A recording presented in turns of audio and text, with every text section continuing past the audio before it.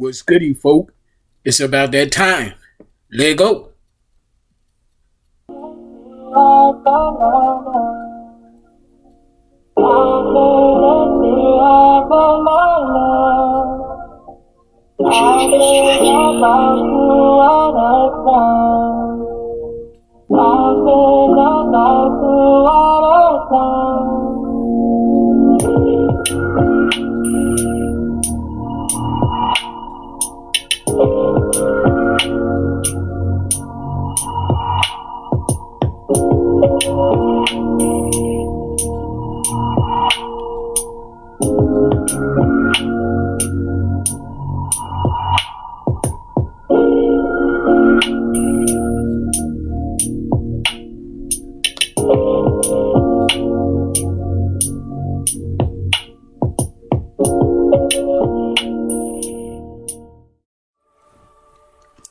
Greetings and salutations. What's goody, folk?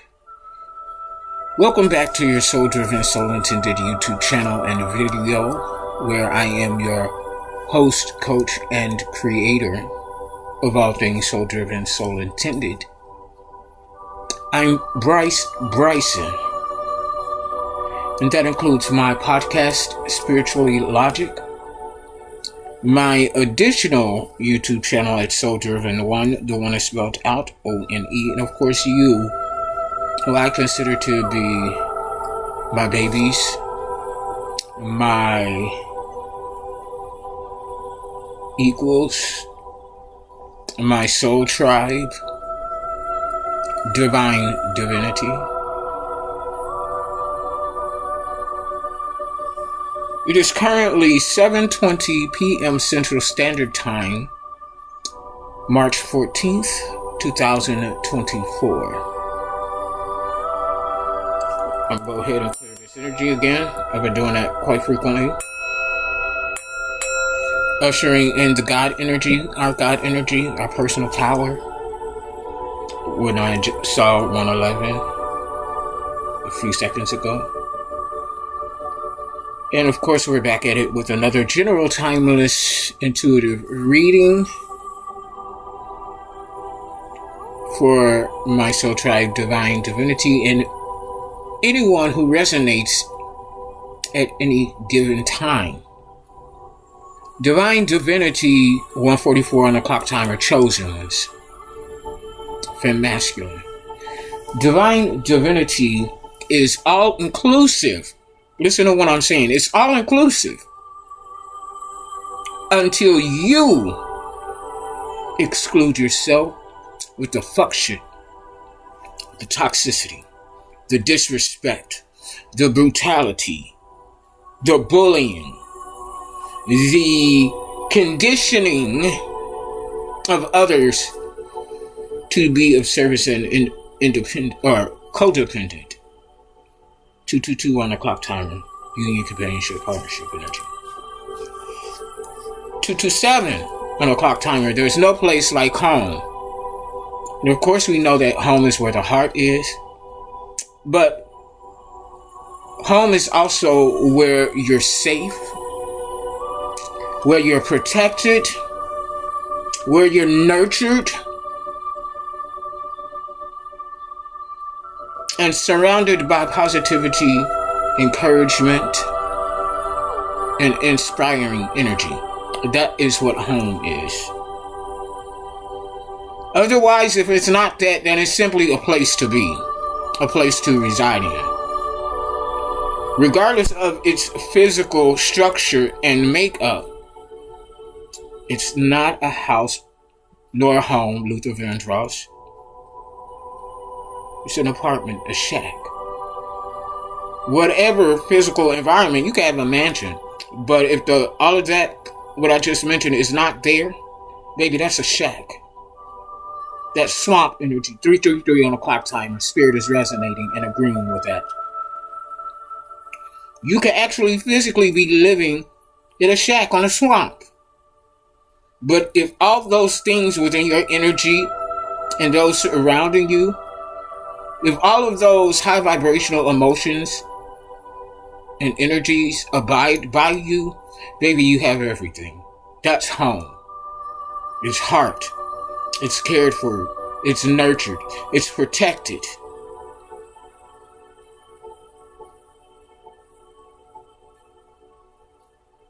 Now,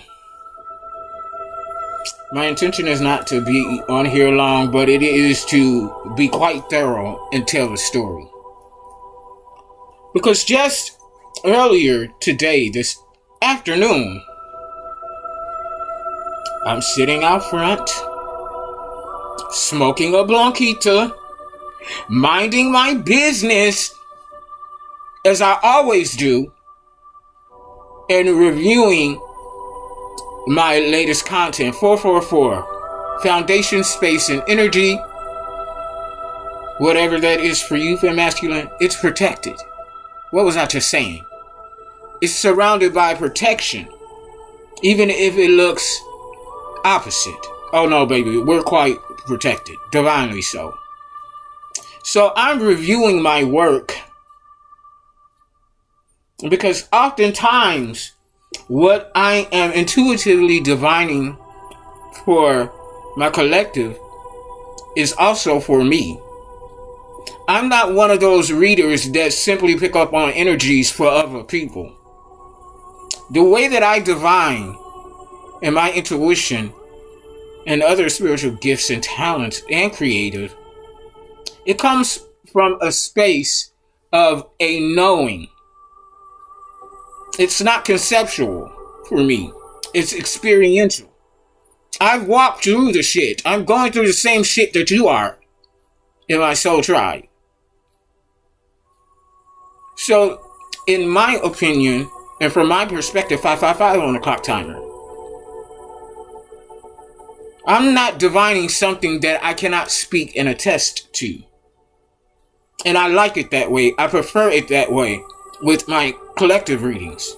Now, if it's a personal intuitive reading, I remove my energy from the reading unless the person that I'm doing the personal reading for is attached to my energy or trying to bond and tether themselves to me secretly to see if I can pick up on the energy.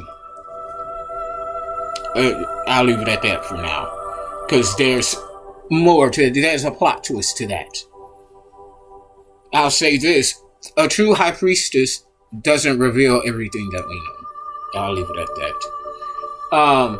So again, minding my own business, smoking my blanquita, back to earn to the world, so to speak. And I'm facing the wall and the door, and I'm just reviewing my content. So, as I'm so deeply involved in my work, in my business, in myself, my energy, I noticed somebody standing behind me just watching and listening to the content that was being played back. First and foremost, it was it hit quite close to home. And while these individuals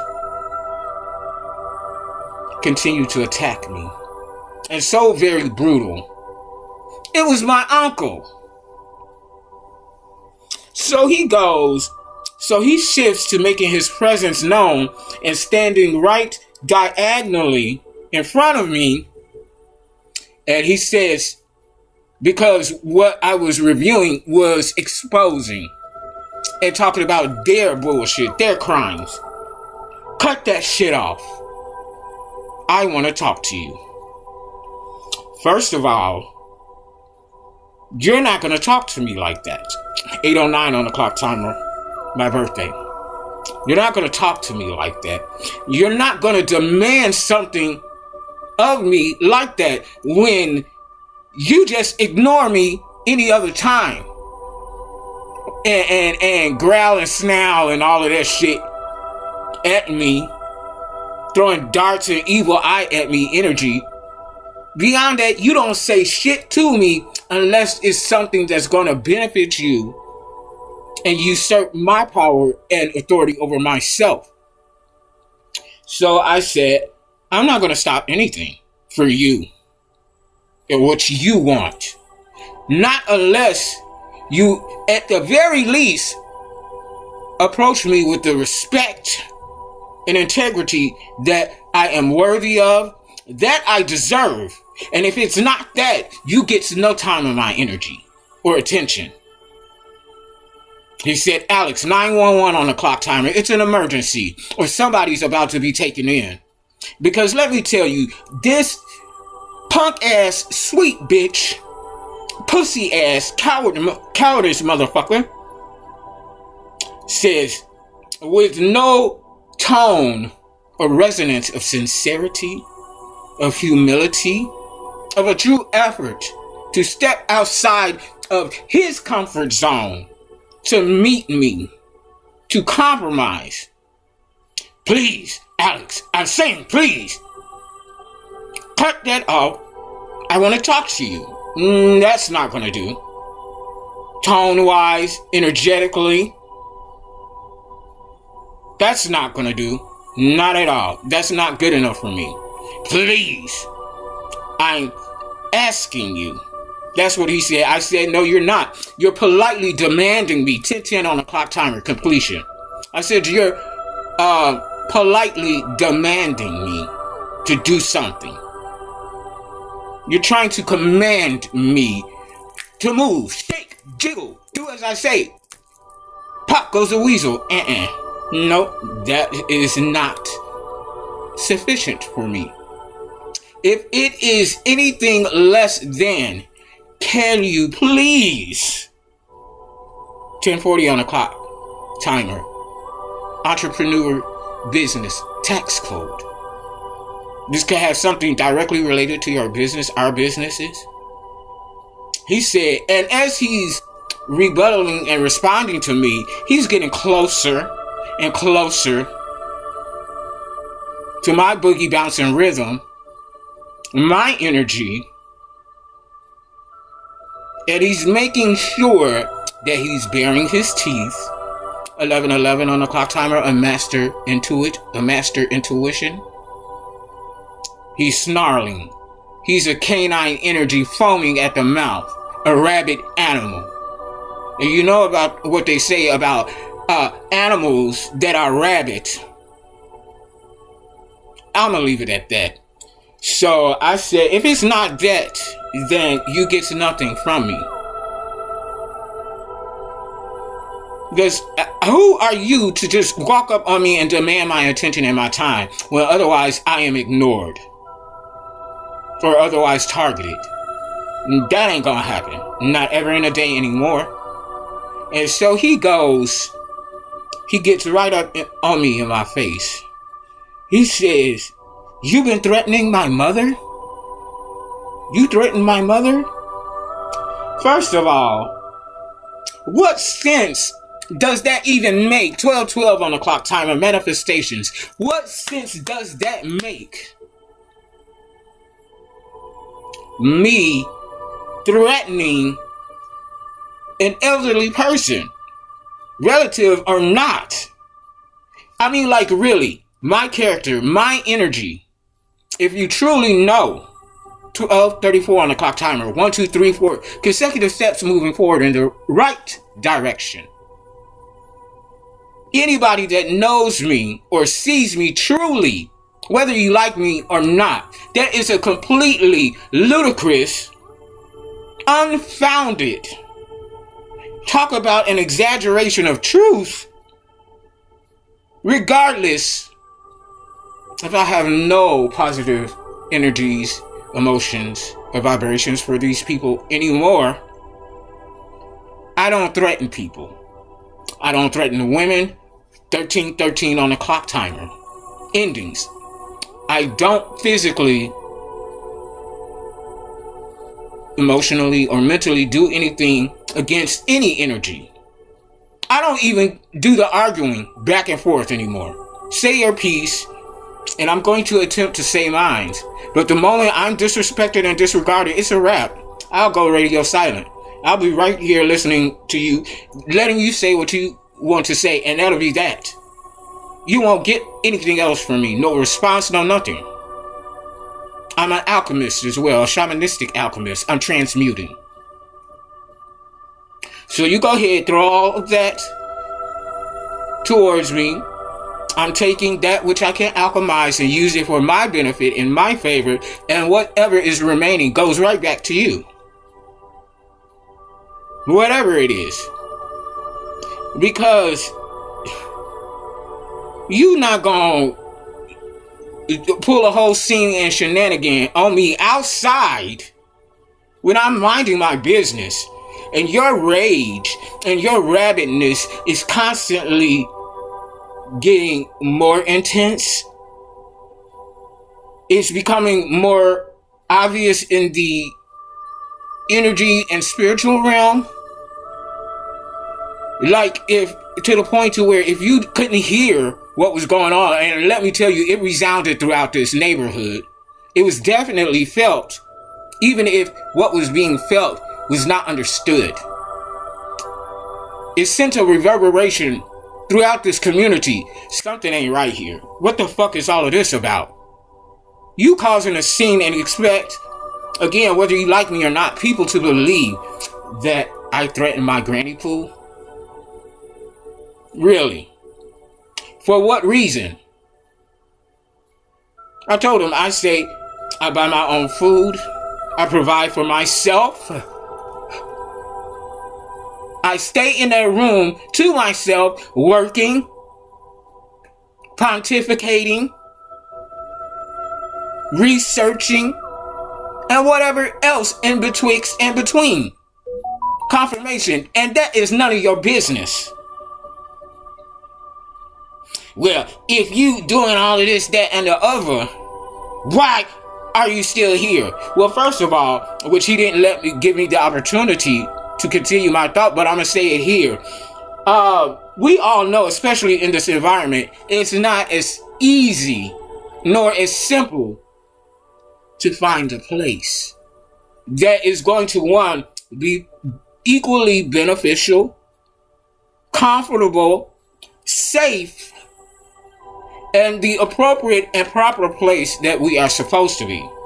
I'm not just going to jump and move just because you all want me to.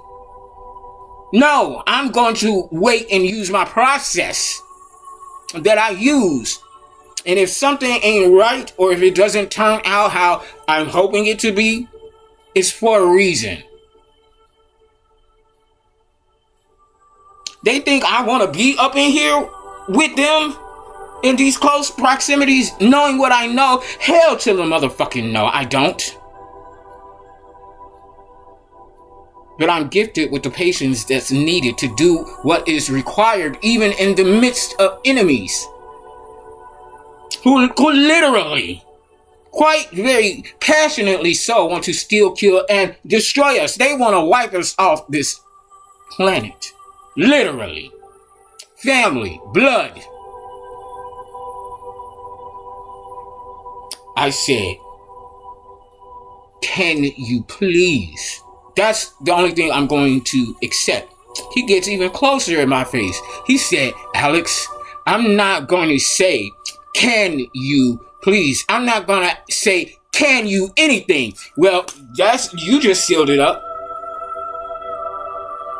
Because even though I don't have to hear you out, that was my compromise, and you couldn't even meet me there.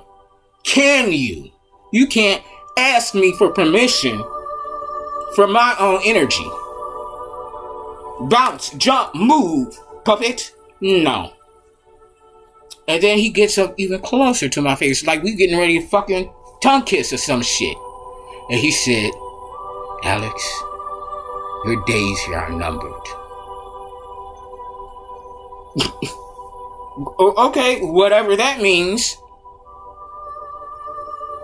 I'm choosing to transmute the intended energy, which is what I know it to be. Yeah, my days here are numbered because I'm on my way onto bigger and better things from how I choose to look at it from a higher perspective. But you, sir, this obvious the threat, whatever time that's ticking that you believe that you set for me, you're actually setting for yourself. I don't care what mafia, what mob, what set of goons, what set of covens, what set of religion, individually and collectively. I wish a bitch would. Because up until now, I mean, and I say that, I end up saying this in nearly almost every video because this energy is so present and intense. After everything that you all tried before to destroy me, I'm currently still here. And back then, I wasn't in my God energy. Now that I am, and I fully know who I am,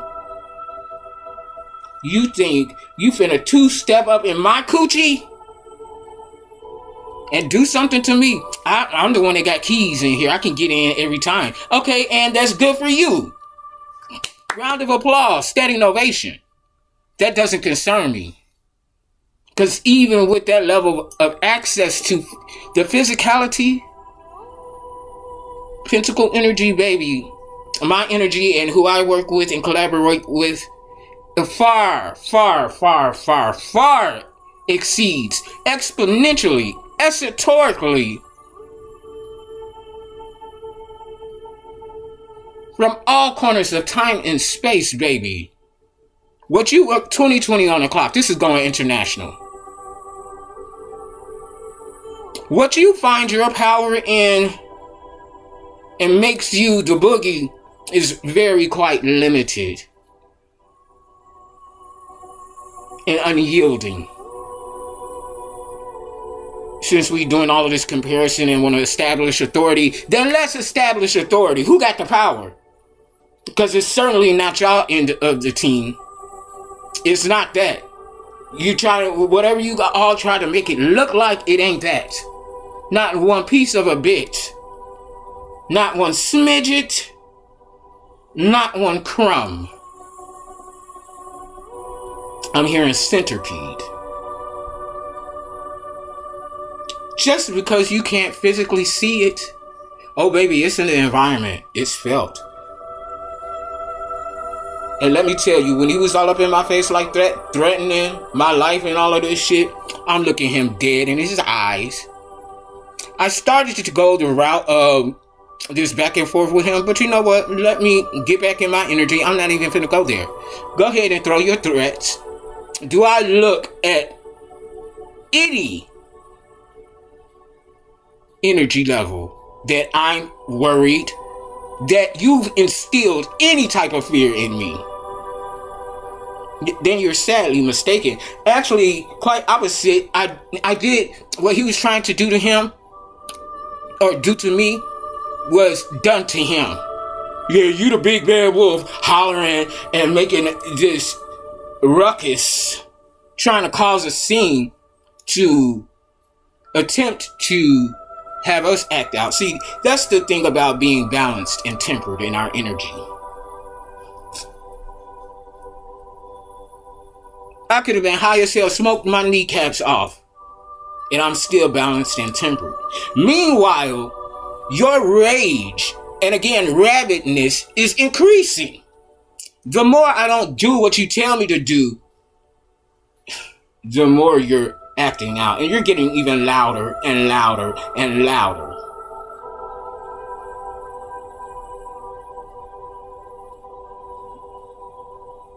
I'm telling you, I don't know when these people, I guess they will never learn.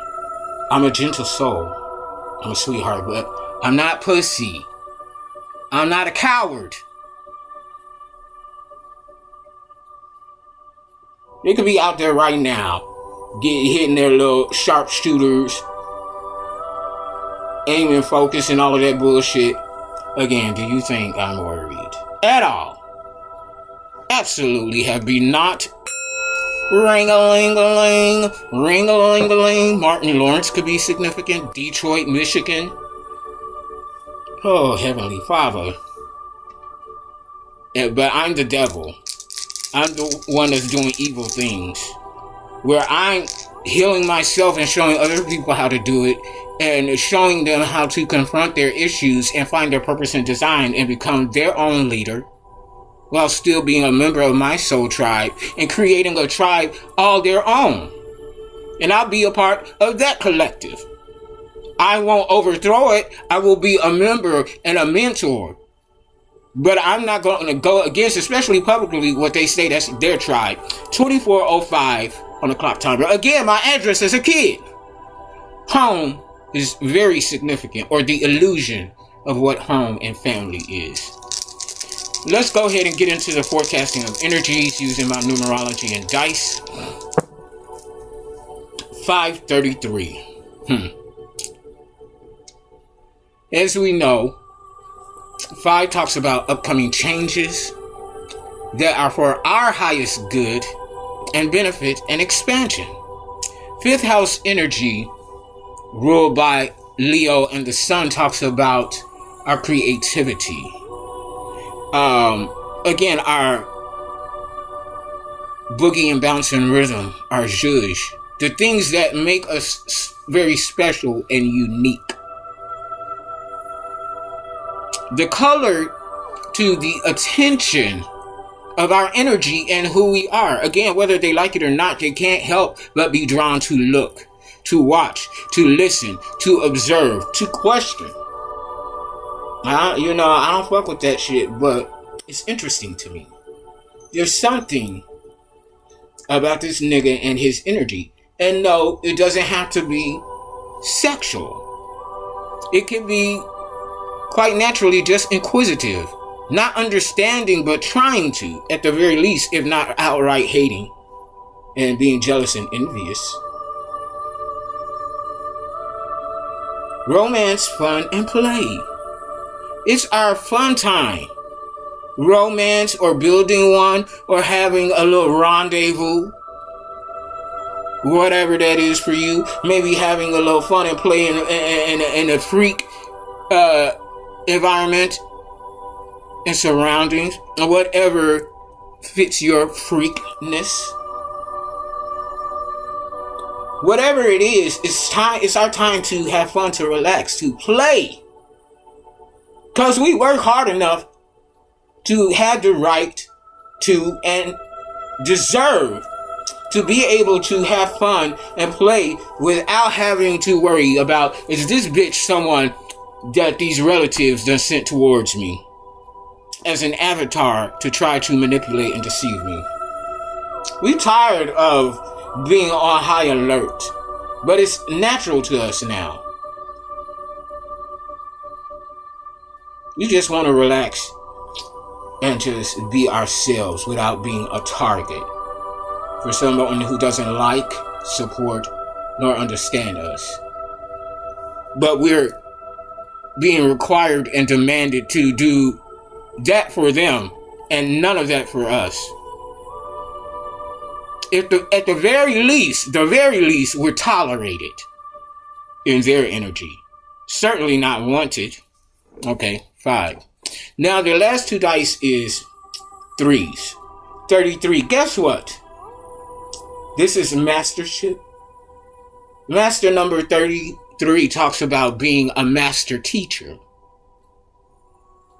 Being an ascended master, or being divinely protected by ascended master energy and hierarchy. Ascended masters are beings like Jesus, Gandhi, so on and so forth. Do the research just to give you an idea of where we're going and what an ascended master really is and what an ascended master can do. They vary from each end of the spectrum. But that just comes to show that there are truths and untruths in all things. No one thing, person, place, and otherwise, dialect, script, is the all of the sum. That takes a lot of ascension and transcending to get into that energetical realm. Okay? But this master number 33, ascended master. A master teacher teaching master lessons. Okay, so these lessons need to be taught. Because you can't go through life being a flunky by standards, rightful standards, but just breezing through everything because you got the hookup. Those days are over. They were numbered before, but they're over now. Real-time connection to that example is these people expect for us to do all the work and otherwise, and just swoop right in, take what's either divinely, rightfully ours and gifted and left for us, or anything that we create, you take that and present it as your own. You get the credit for that which we built, and you just breeze on by while we're left going through the actual cycle of evolving and learning and growing and expanding. A certificate, a diploma, a degree, it don't mean shit based on the actual expertise of the experience of. You get a degree because you graduated school, whatever level, okay, good for you. No, seriously, congratulations. But that degree or certificate or whatever, doctorate, it doesn't mean anything until you can appropriately and properly apply it to whatever field of study you got that degree in. That's you just knowing something textbook-wise that got you that paper to say that you are this on paper. But by knowledge and effectiveness and impactness, you don't know how to even use what you learned, quote unquote, if you truly learned.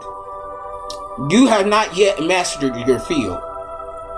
See, we're in a master energy without any doctorate, certificate, none of that.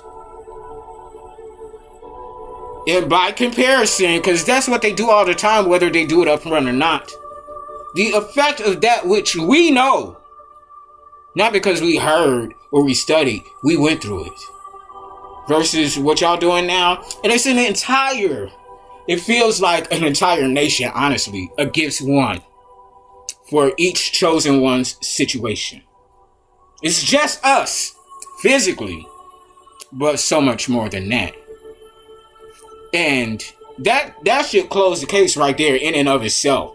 That should cause the enemy and opposing team and energies to fall back and retreat, and to run away quick, fast, and in a hurry. But they still think that there's something that they can do at this point. Baby, there could be a sharpshooter right outside that door waiting for when I open it up and come out. What you think gonna happen? Nothing. Not what they think is gonna happen by any means whatsoever. 3 talks about finding and maintaining clarity where there once was conflict, confusion, chaos, and mess brought on by outside third-party energies, of course. Sweet bitches, hoes, crows, bobbleheads, knock-kneed, gigolos. But no good, dirty, rotten, sap-sucking motherfucker. A scoochie, a scallywag, somebody who's definitely, and a lot of somebody's who's getting ready to get dog walked up and down the street. In every community and environment that they think they have power in, baby, they're gonna be dog walked. Like, what is that? What's her name? Cersei's, was she on a Game of Thrones, and that bitch had to take that long ass walk down a walk of shame, baby, and everybody's throwing all types of rocks, stones, fruits at her. And I don't fuck with Cersei like that. That was a treacherous woman. But even I, in that moment, felt bad for her, because I'm like, damn, I don't know if I could withstand that. Little did I know, at that point in time, I was in the middle of doing that. Walking this long road of people tossing energies, throwing their rocks and hiding their hands, saying, you're nasty, you're filthy. And I don't even know why people are reacting to me like this. 33 on a clock timer. That's 3 energies of master number 33. So they have no idea of what they're going to have to do. They're going to have to walk through and be judged divinely and in this physical realm by their peers, and once subordinates or supporters at least, you're going to have to take a slow. This ain't gonna be a quick tower. No, it's gonna be nice and slow. And a long process. They're going to feel every bit of what they intended for us.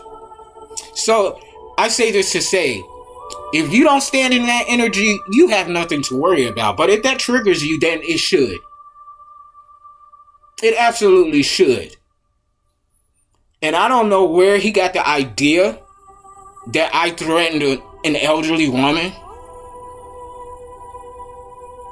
relative or not. Either it was somebody really told them that, or this was part of their setup to trigger me and make me lose my balance and temperance.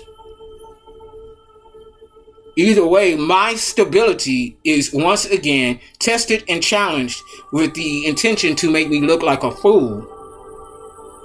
That you're doing the exact thing that you're intending for me.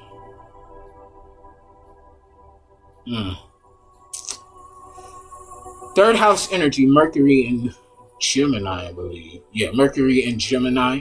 This is the house of communication. Community affairs, local travel,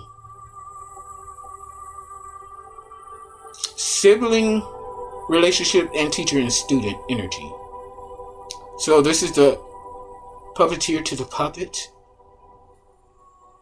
This is also on a high vibrational frequency, the master teacher energy. Trying to show these people something about the truth. As Peppermint would say, Shanita, the truth or rude. And people are starting to truly see. They may have started wondering before, but now they know without a shadow of a doubt. Baby, this was a whole show, a production at the circus. And people are flabbergasted at what they are witnessing.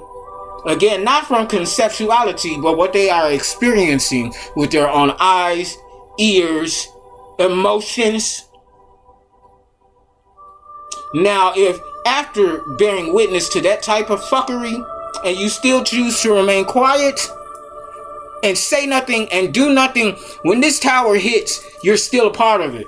Whether you actively done something to participate or not.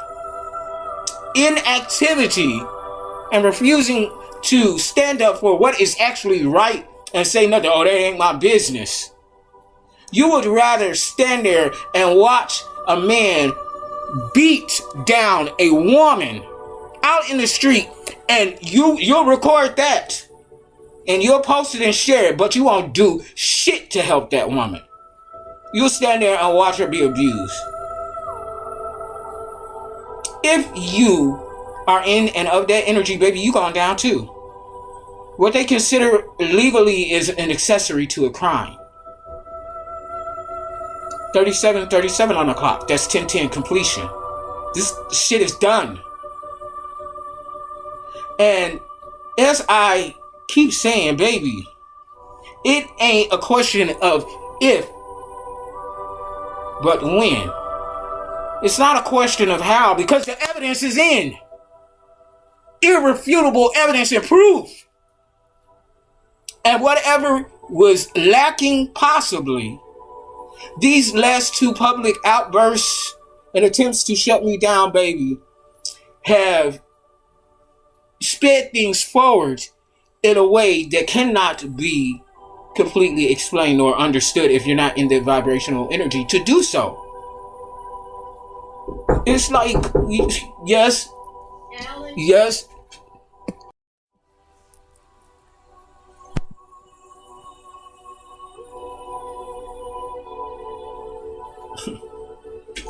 Example, trying to silence me from speaking.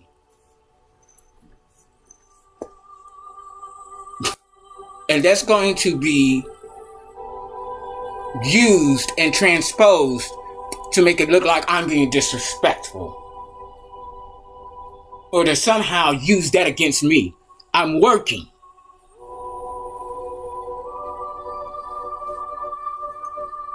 But they don't want to consider that fact. It's noise to them. Or it's too much truth that they want me to quiet down, pipe down, stifle yourself, Edith, type of energy. A silencer. The proof is in the pudding.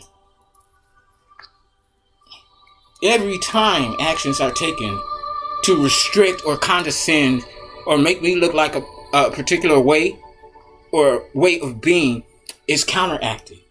It's reversed. The boomerang effect. Karma. You reap what you sow. So be careful what you sow.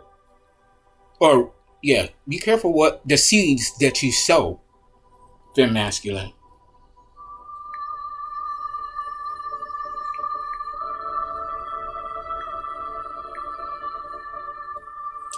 What the spirit number 533.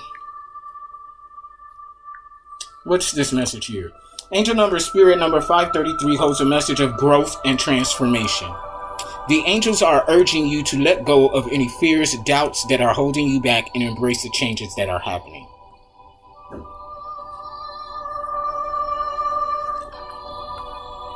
Angel number spirit number 533 is a powerful indication of important life changes occurring in your life, or that is about to occur. These changes have come about due to your positive attitude and intentions to better your life on all levels. These changes may initially seem challenging, but rest assured that they are necessary and will prove to be most beneficial in the long term. Your prayers and positive affirmations have manifested your desired changes, and better is now on its way into our lives. Trust your intuition, your inner wisdom and guidance, and allow the angels and, I cannot make this shit up, ascended masters to aid, assist, and support you through your transitions. Angel number spirit number 533 tells you to rely upon your communication skills, creative talents, and natural I don't know why I cannot say this right now. Adaptability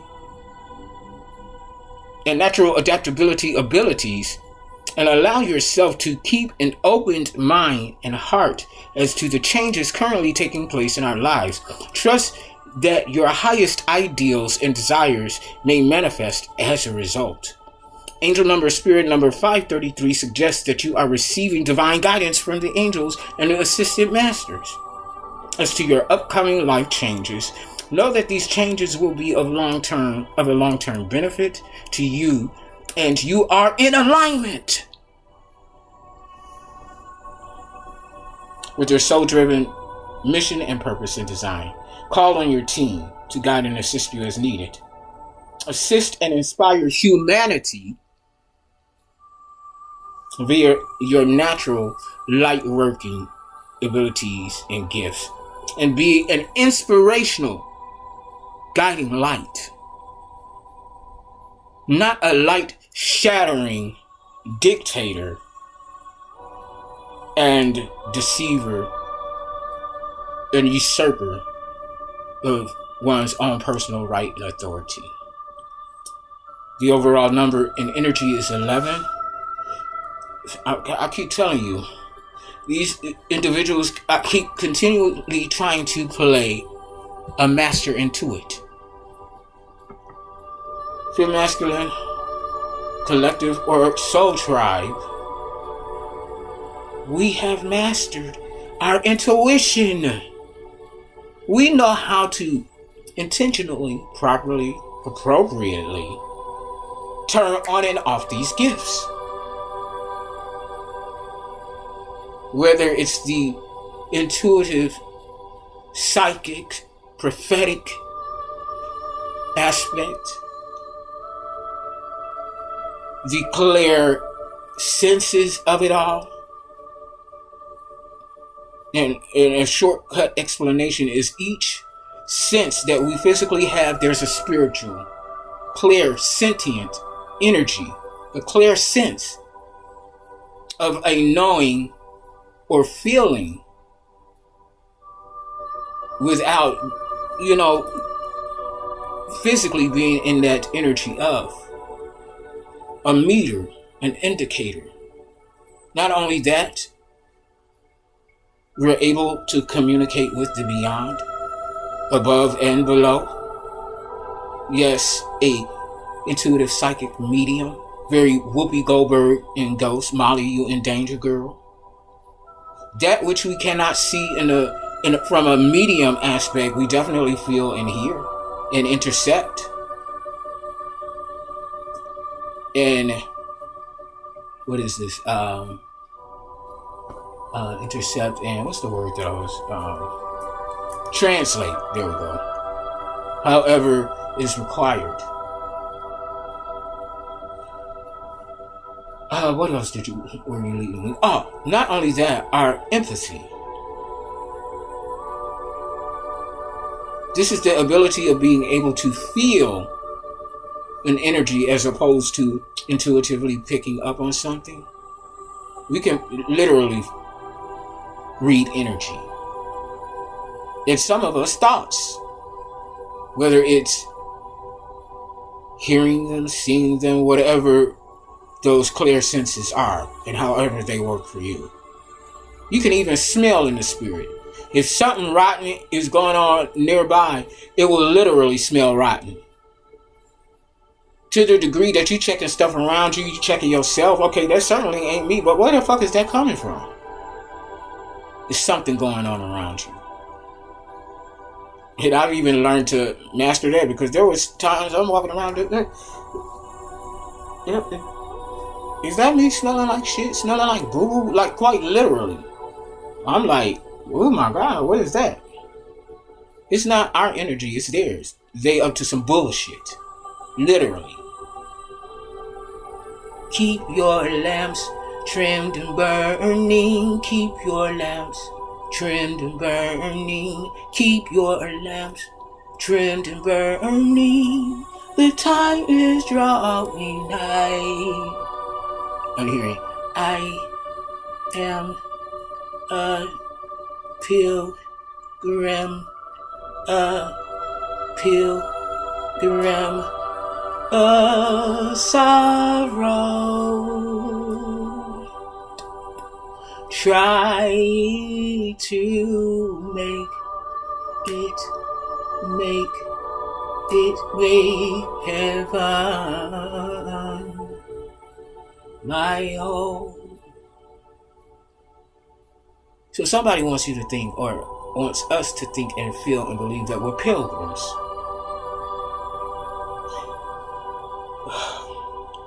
Or somebody, no, here's the correct interpretation of that translation, of that. Someone is a pilgrim, trying to convince that heaven is their destination and they're living righteously. Now, by history standards, that which is transcribed and put in our history books versus the untold story. You see where I'm going with this? Okay, if you do, that's what's up. If you don't, it's not for you at this time. Maybe it will be, because all of my collective readings are timeless. Whenever you come across it and it hits or triggers a nerve, then it's your time. Go forth. Or not. That's your business. But do you see where I'm going here? The Native Americans was already put in place, doing their own thing. To escape, just kicking it, just kicking it, just kicking it. Kick off your shoes and relax your feet. Party on down to the escape beat, just kick it. That type of energy.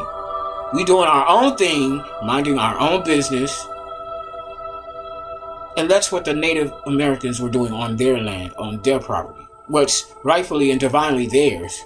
And here come Christopher Columbus. See those initials are very significant. CC. 50 cc's is the lethal dose, Nirvana. Keep that in mind. Now, but here comes good old Christopher Columbus, or Pilgrim, a traveler, an explorer, if you will, seeking out uncharted territories to establish them. But what they did, or what he did and his crew of pirates, because that's what they were, thieves, they come in on another people's ground and territory, stamp their flag and say, hey, we discovered this, but it's already been discovered. So what do you mean? How could you discover something that is already in existence, regardless of the level of the knowing? Again, that takes me back to AI, artificial intelligence. You're creating something off of things that we've already created. If we didn't physically create it, you wouldn't be able to transpose that artificial intelligence into another interpretation and putting your stamp on it, talk about, look at what I did. No, bitch, you didn't do that. The only creative work that you did is use the tool to change the way that something was originally presented, change the format and the presentation of that, and put a stamp on it saying, hey, this is my art. First of all, it's not art whatsoever. It's a format. It's a copying. But it's not art. Art takes, any artistic energy takes the ability to create. What did you create? Or maybe a format of control prompt, but that's it. You had no input in the design. An original design and makeup of that what you're presenting and plagiarizing as your own. And I can't for the life of me. People are raving about this AI. People are like, oh, I look good throughout Facebook. And I'm looking like, okay, you are aware that that's not what you look like for real, for real. But, ooh, I look good. They'd rather skip the reality of something, look at a makeup or mock-up to have them reflect a way that they look that they don't at all. It might have a hint of an aspect of that person, but when you really look at it, bitch, okay, I could see you in there, but barely. And you're proud of this, talking about, oh, I look good. Oh, talk about delusion and illusions. And again, if you want to, talk about, look at me with that artificial energy, that's fine, that's your business. But I'm just looking like, wow. But we're weird. People don't like the way that we carry ourselves. Okay, that's all I'm going to say there. Okay, because if that's an oxymoron, if anything, I'm hearing Oxycontin, Oxypads. Somebody need to do something about their skin because something is breaking loose or about to. Okay, so where was I going with that? We did the spirit messages, 533. Okay, yeah, we did all of that. So let's go ahead and get into some initial channel messages. You know, I'm gonna go here. They say that we don't do nothing, that we don't know what we're doing. But the minute that what we're actually doing reverberates and resounds, it is too loud, they're trying to shut it down. They don't want us to be heard. Abandonment issues, as I cut the deck with channel messages. They're working out of an energy of abandonment issues, or they're trying to make us have abandonment issues. And at one point we did. We felt totally abandoned.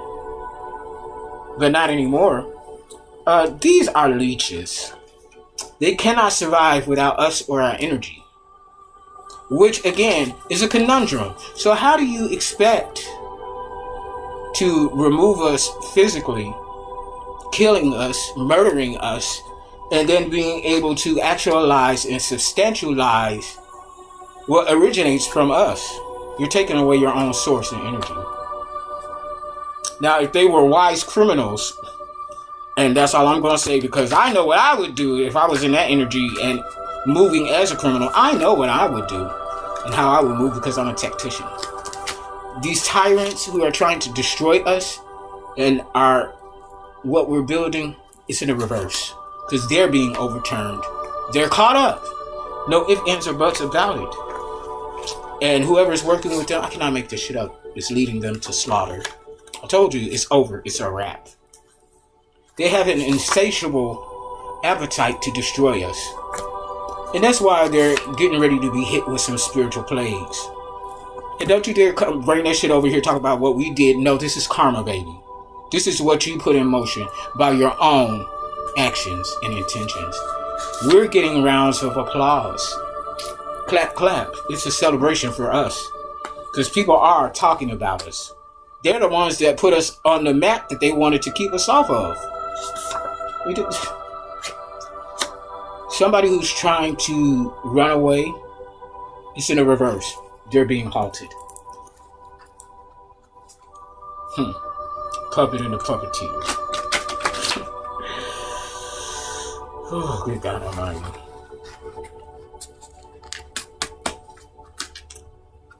They want to celebrate. That's giving me, okay, this is not someone who has ill intentions. So somebody genuinely wants to celebrate with you, or to do something in our honor and favor to celebrate us. High stakes were involved. They're not one with nature, Mother Earth. Nature can't even stand them. It's in the reverse. We went down the rabbit hole. The path less traveled and unknown. We went there, Alice in Wonderland. Shots fired, hit the dirt. Hit the dirt, hit the dirt, hit the dirt. One squirrely, all y'all murder. We all get money and we all smoke perk. Hit the dirt, one squirrely, all y'all murder. Hit the dirt, hit the dirt, hit the dirt, hit the dirt, hit the dirt. Franchise boys. The tether has been broken. See, this is what I just said this. Bitch, shut up. That's their energy. They want us to shut the fuck up. Because we're exposing too much. They're the antagonists.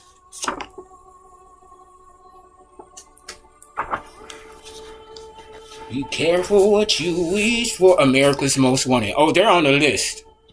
They don't think or believe that they're on that list. Oh, but they're on the list. See, the things with or about undercover agents, CIA, FBI, undisclosed governmental cabinets or whatever is giving me kind of Nikita energy. I'll expound on that later. But that type of thing. So, enforcement and protection on that level of being, oh baby, they will wait what is required for them to close the case. You have these undercover agents going 20, 30 years undercover to collect irrefutable evidence. So when it's finally brought to justice, there's no room for wiggle and maneuvering out. Oh no, baby. We got you on all counts. North, south, east, and west. All ends of the spectrum. You don't think so? Boom, bow, boozy. A team of actual authorities undercover. And then there's us, the intuitive psychic investigator, solving our own case, or helping to solve, because everything that they got from their work, they got it. But those little plot twists and holes and missing pieces of the puzzle, we're giving it to them. Wait, how did they know that? First of all, they wasn't even there. We know that for a fact. Two, they wasn't even the proper age to, if they were in the environment, to remember or to have any effective energetical force and impact on a situation, person, place, or thing. So how is it that this individual knows specific specificities? That's okay. Thank you, Holy Spirit. About a time and place that they were never even there or even remotely close. They weren't even born then when this happened. It's documented. That's the real deal right there. That ain't what is it? Call Me Now, whatever her name is. I can't think of her name right now. No, this is the real deal. This is somebody who actually has the goods with the gifts and talents. And even the non-believers, baby, they are in awe. How the fuck are they doing this? How now, brown cow type energy? Let's get into this tarot. Holy Spirit. Ooh, my best friend. Ooh. Oh, this is how we kicking it off. Kick off your shoes and relax your feet. Party on down to escape, because we have escaped. And now we just kicking it. Past energy, Eight of Swords in the reverse. A new perspective. A new acceptance of self and others. Freedom. Baby, we were released moments ago. Or some time ago. Whether it looks like it or not. To the outside world that doesn't know what was going on, it's looking like we're trapped. Or we can't move on. We can't do. No, actually, we're here doing exactly what we're supposed to be doing. It's a part of what we do in our purpose and design. Psychic Investigator. Yeah. You know how they had them shows, certain types of shows where you have the practical and logical aspect, and then you might have a psychic reader or something. Hey, can you come take a look at this? This doesn't make sense. And that's when what needs the remaining moving parts that need to start moving, they start moving. The cycle, the wheel starts turning. It's definitely not in these people's favor.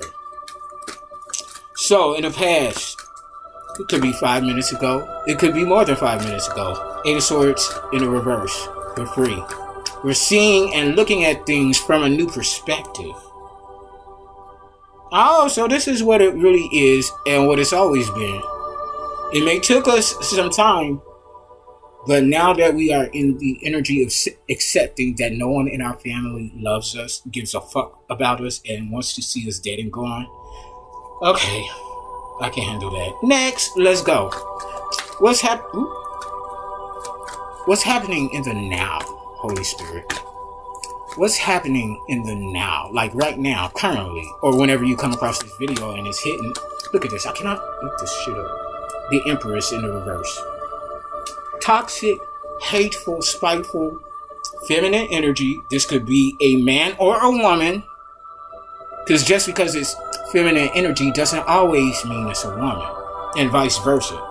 It could be the energy of, but the physicality is the opposite. This Empress energy in the reverse is barren. Inside and out. This is the energy I picked up on a previous video that is rotting from the inside out. Your eggs are rotten. Literally and figuratively. They can't give anything that is worth healing or expanding or assisting or collaborating to be a high vibrational affiliate. They're quite the opposite. Toxic, poison ivy energy, because they're working against the natural order of Earth and all earthly material aspects and resources. Bitter, evil-hearted, discontent. That's not our fault. We're not responsible for that energy. And whatever caused that individual to be in that energy, we're not going to take it on. We probably did in the past. I know I did. I always wanted to make my mom feel better. Or whoever was around me, I wanted to help some kind of way. I went, this was a normal standard for me. trying to plan surprises for my mother. The last thing that I attempted, and it took effort, coordinated and organized everything, and my Auntie Lila was my assistant in providing the place and space, 50/50 Garfield. She helped with purchasing things, because I was a kid, I was still in high school, trying to surprise someone that had no regard to me, for me. I think we argued earlier that day, and then when she got to my Auntie Lila's house, and people surprised, she had been already done scowled and came down on me. Meanwhile, this is happening because I wanted it to. I wanted you to feel celebrated and supported. And once that was found out, because my Auntie Lila had to point out, hey, he did this for you, I was still scrutinized. Imagine how that made me feel. And that was the regular energy that I grew up in. And I may be loud and intense because it reverberates and it resounds throughout my life, but for a purpose and reason now. So although I may get passionate and intense, baby, I'm good. I'm using it to serve a purpose for myself that I was designed to do and serve. In the near future, there's King of Swords in the reverse. Libra, Gemini, Aquarius energy, karmic masculine energy, male or female. This is somebody who is manipulative, bitter, cruel, and at the end of it all, they're weak. Can you stand the rain? No, they can't. Come wind, rain, lightning, thunder, earthquakes, baby, they can't. This past energy, the obstacle, or I don't want to say contender. It's definitely not an obstacle for us. It's an obstacle for these people who are working against us in the past. Because this past energy, we were granted our freedom, a new perspective, a release and acceptance. With this Chariot in the upright, we're moving forward with direction, established energy, control, knowing what we're doing and how to meticulously maneuver the situation, whatever it is at that time of being or that moment. But the whole point of the matter and truth of the matter is that with this Chariot energy, baby, we're in a juggernaut energy. Willpower. We cannot be stopped. No matter the number. No matter. Page of Cups in the reverse, the outcome from this past energy. Cancer, Scorpio, Pisces energy. Page of Cups in this reverse is talking about someone who ain't got no surprises. They're disappointed, insecure, and very immature. With this obstacle to the Empress in the reverse in the now, is this Nine of Wands energy in the upright. I'm hearing, and I think I hear this every time or every other time that this energy comes out, is a different world. Whitney's mother, Diane character. You're just moving so fast. When it's evident of Whitley's maturity and that she's no longer a little girl and is establishing her right to find out and determine who she is by her own makings and mechanisms. And the thing I loved about that scene is that Diane Carroll took it personally initially, and Whitley reinforced and reassured her that she was a good mother. You know, she just doesn't always feel heard by her or the freedom to be who she is. And that relieved Diane Carroll, and they got closer to each other and embraced each other. She was like, of course I, had these standards for you. You know what I'm saying? You come from me. What do you expect? And the mood and energy was lightened. Okay? It was a compromise, or at the very least an attempt to understand each other, as opposed to you're going to understand me, I'm going to shut you down, that's it, that's all. No compromise whatsoever. And regarding our energy, everything that makes us who we are. Okay, Nine of Wands in the upright. Again, resilience, grit, the last one standing. This is the obstacle in the now to this Empress in the reverse, is bearing energy. Knight of Swords in the outcome in the now. Libra, Gemini, Aquarius energy. Action, impulsiveness, defending beliefs. So somebody made an impulsive move in the now. You remember what I told you earlier, what went down. Very, very unstable, impulsive. And this action that they were taking were to defend themselves, or make it look like they're defending themselves or the honor of another, when it's the complete and total opposite. This near future energy, King of Swords in a reverse, this weakness, this brutality. Look at here, the obstacle to this weakness, quite literally, and this flipped over, strength. We too strong for him. Little old weak pussy ass us, we're too much for them to handle. That's Leo energy right there. One of two Leo cards. The other is the Sun. Divine masculine energy, male or female. We may be a little queer and sweet to them. They may even call us a faggot or a sissy. But guess what? You can't take this faggot or sissy. There's more talent, gifts, and boogie within the tip of one pinky, finger, or toe that will have motherfuckers doing backflips off their pinky toe. That's our energy.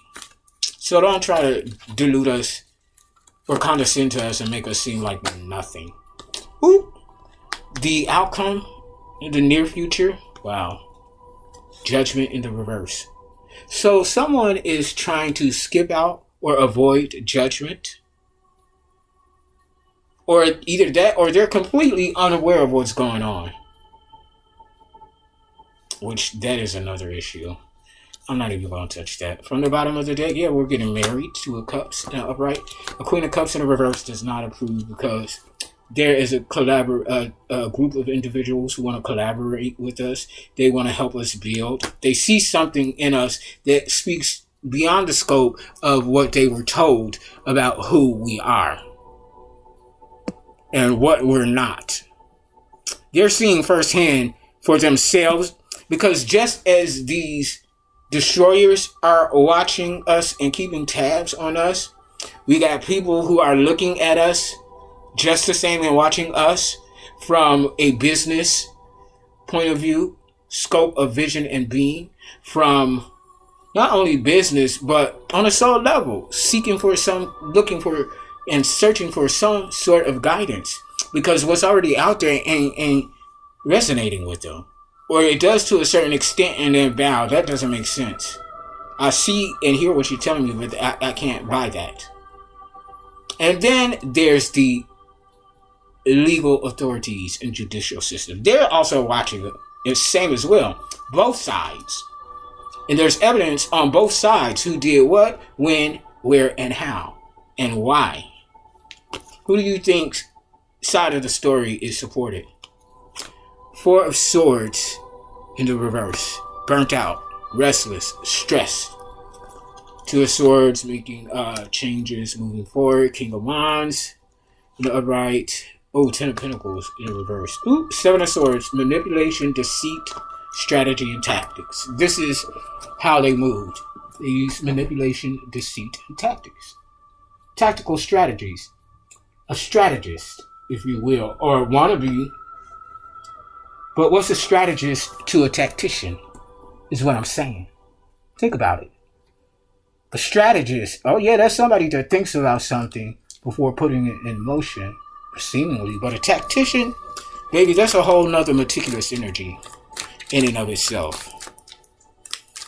Moving on to cartomancy.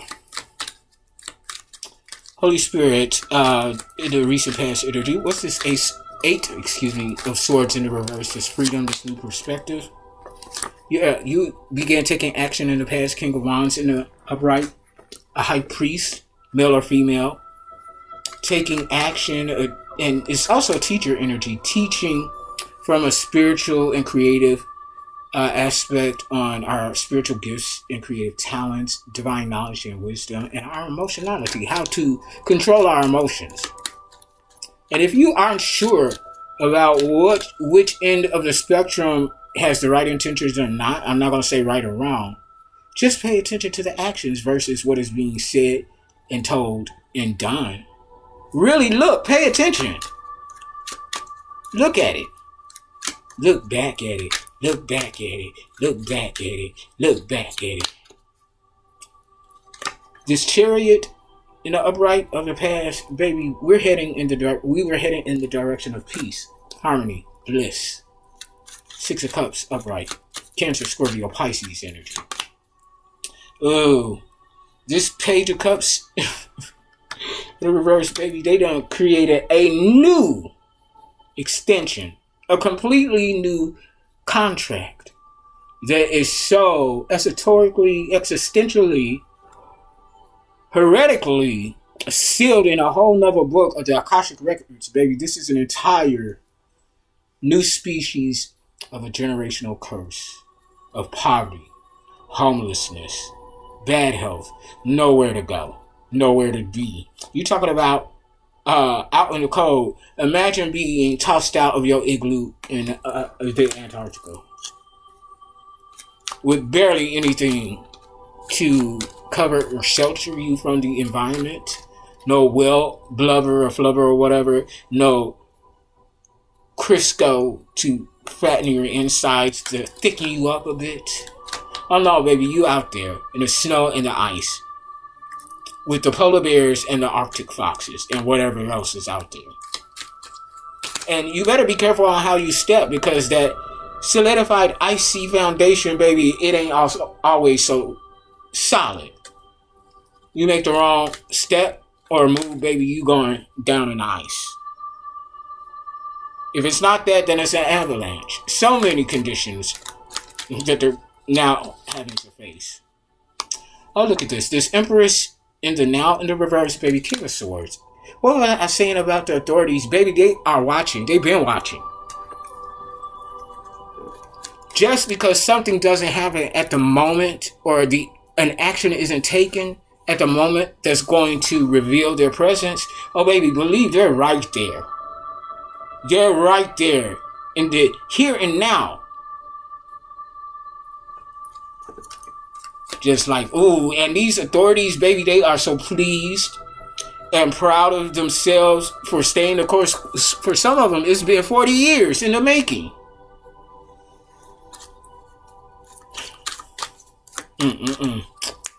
Baby, that kind of reminds me, and that's a whole nother thing, that new detective series, quote unquote, that I get cast for.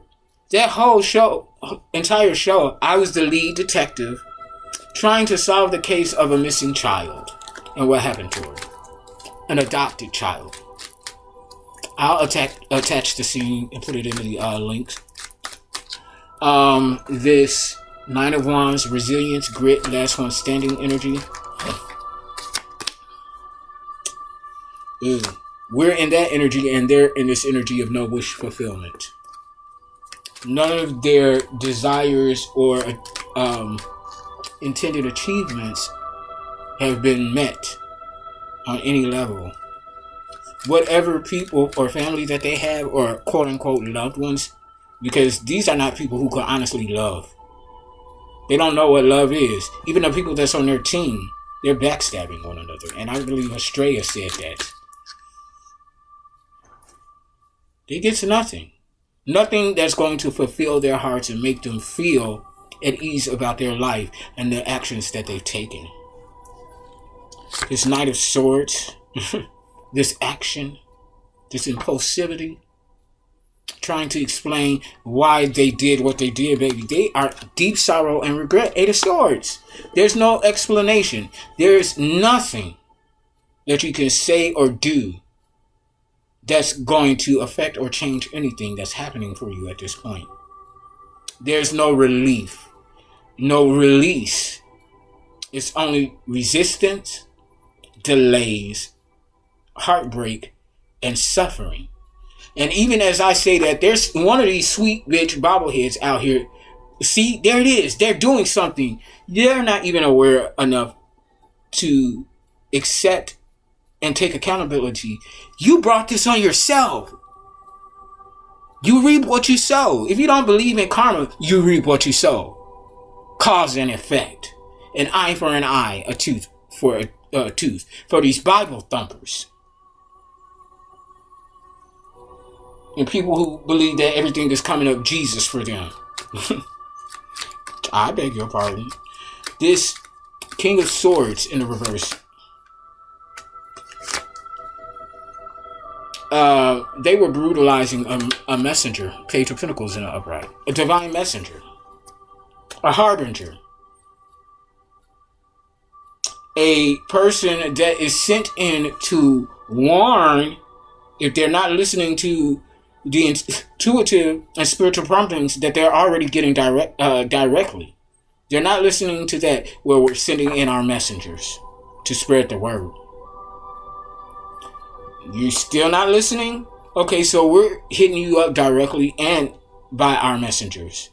And as well, the things are freaks of nature that are happening around them, which is synchronization. They're not paying attention to none of that. It's all about what they want. Their needs, their desires. Fuck everybody else. This, what is this? Knight of this Strength card. Five of Pentacles. In the upright, our resources are improving. Everything material. Physical. This judgment, this person that's trying to avoid judgment. A Queen of Wands in the reverse. This is a dark high priestess. Feminine energy, male or female. Someone who's doing spell work and energy manipulation. Yeah, they try to humiliate us and they expose themselves. Oh, good God Almighty. Yeah, it's a family, your own family. But we're excelling and exceeding beyond that. Unexpectedly. Holy Spirit. Even to us, it's like, damn, it's like that. Well, we didn't even consider that. And what's going down now for me is all of these karmic issues. Now, the energies and likeness thereof, the labels are now being attached. I know who the pedophile is. I know who the rapist is. I know who the sex trafficker and child pornography and user is. It's in my mind, but I can put a stamp of each individual within my own vessel of creation, if you will, because I'm no longer calling them or thinking of them as family. Who the madam is, who the prostitutes are, who the gigolos are, the seducers, the black widows. Everyone has an assignment that they specialize in and that they target. And they try to shape and mold us in the very same way by putting us through a process of being violated by both sexes and by having us, without us even realize what's going on, violating others, our own siblings and relatives. How do you expect me to believe that I automatically, my natural energy, I just know to do this, that, and the other, sexually? How do you think I know how to do that? It was done to me. And I have the memories. I could put names on it. It's coming out in the books. One of the books. Everything that I've written and created, and I'm talking about in grammar school. I'm talking about, I hate to say it like this, without physical proof, but then again, I don't. The material and the level of things that I was creating is a mock-up of what Tyler Perry is doing. It's foolishness, and it's focused on a certain energy.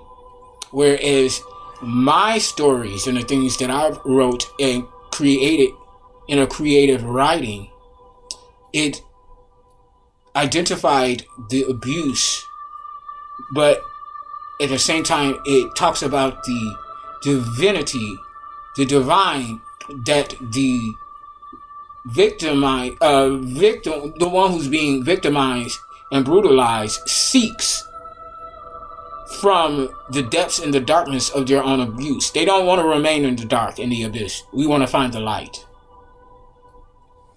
And I would show my teachers and comrades at that point, I'm like, oh my God, this is really good. I felt this story. You wrote this? Yeah.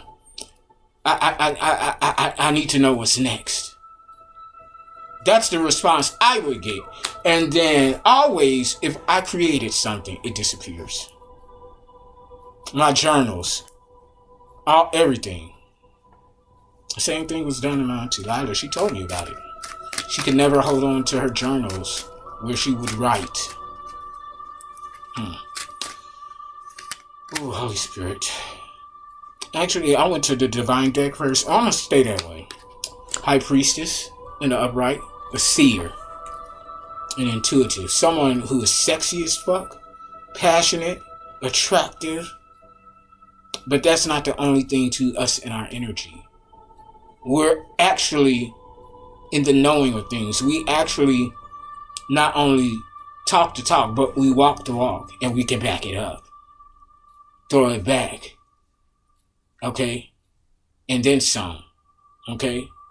Throw some ass, throw some dick, throw some coochie. With intelligence, knowledge, and wisdom at the same damn time. I saw on Facebook, how can you be spiritual and a throat go, oh, believe you me, it's possible. Highly possible. I know. Spirituality doesn't limit our primitiveness and our sexuality. It just calls for us to balance out each energy and aspect of who we are. Not to overindulge or go overboard. And to know why you do the things that you do. In an attempt to identify and move in the direction of your purpose. Why are we actually here? Our true intentions and purpose. No, it's not just to get up and go to work 9 to 5 every day or however long. It's not about that. That's surface. That's a paradoxical matrix and programming of the powers that be, who are no longer in power, whether they act like it or not. It's over. It's a wrap. High Priestess. We've been saw it coming for quite some time at this point. Yeah. High Priestess, we could see this imbalanced energy a mile away. I heard 100-mile radius at the least. 4 wands. Somebody is imbalanced. Falling apart. They can't balance practicality and logic along with the divine and spirituality. It's either this or it's not. Case closed. But we see how that's working out. Yeah. They were trying to kill us in an inconspicuous way. Spell work. Poison. Or have us take ourselves out. Nine of Swords in the reverse, suicide. Or someone on their end is in the energy of suicide. Because we got large financial blessings coming in. Lucrative collaborative offers also coming in. That's in alignment with us. This ain't no bullshit right there. They're stubborn. Causing conflict with the people that we did have a positive relationship with. We're this Queen of Pentacles energy. We don't chase the bag. We don't chase after anything.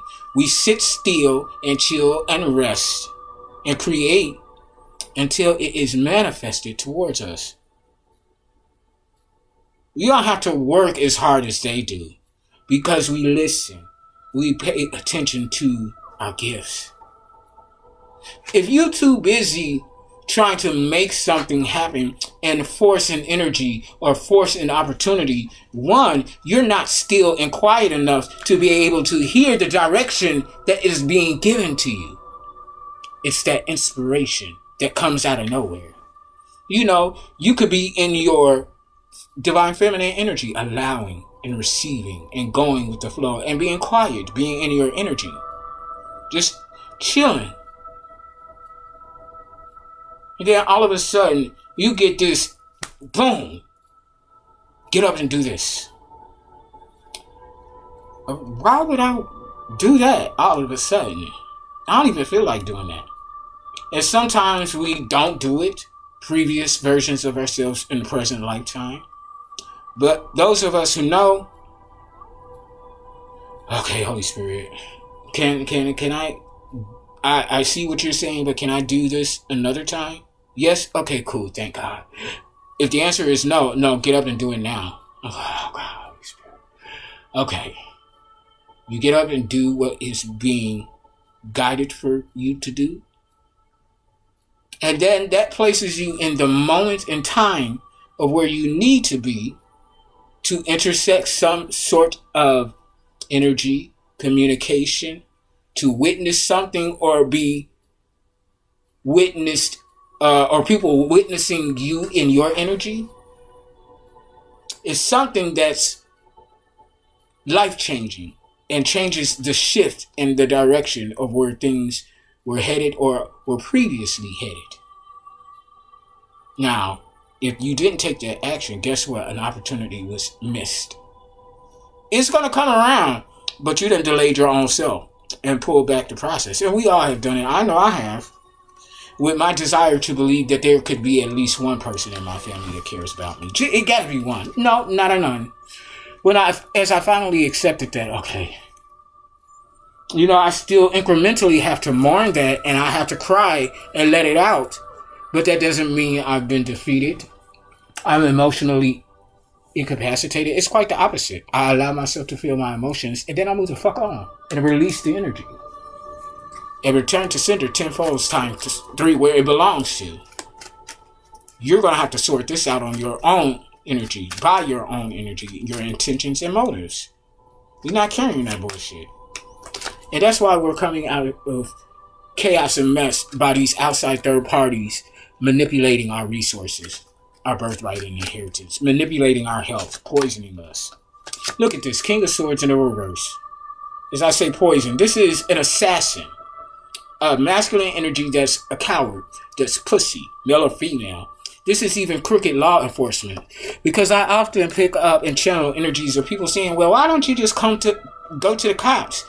You don't understand the intensity of the level that I and people who have and or are experiencing what I am and have, we can't do that. It's not safe for us in a certain environment or within a certain radius. Because all that's going to do is whatever attempt that we make to contact the legal authorities, yeah, it may start off that way, but someone in that department, whichever one it is going to intercept that information, alert the opposing side, and avert it ever reaching and getting to the right people. Law, medical, beneficial, and otherwise. That's why we don't move and maneuver like unconscious people would or expect us to move. That's why we're chosen. That's why we're in a tactical energy as opposed to being a strategist. We're being meticulous. That's the difference. One of them.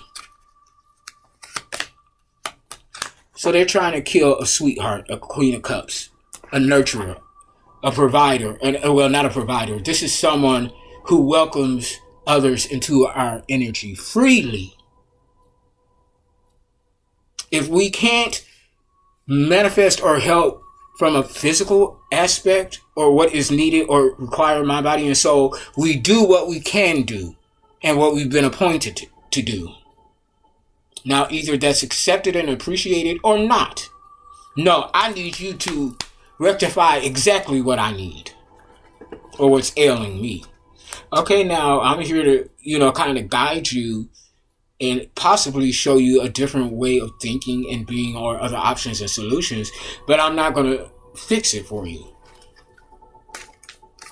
Nor would I expect anybody to fix it for me. I might need your help at that current moment in time, but I'm not taking advantage of. And whatever is being offered, that's only as a form of tolerating.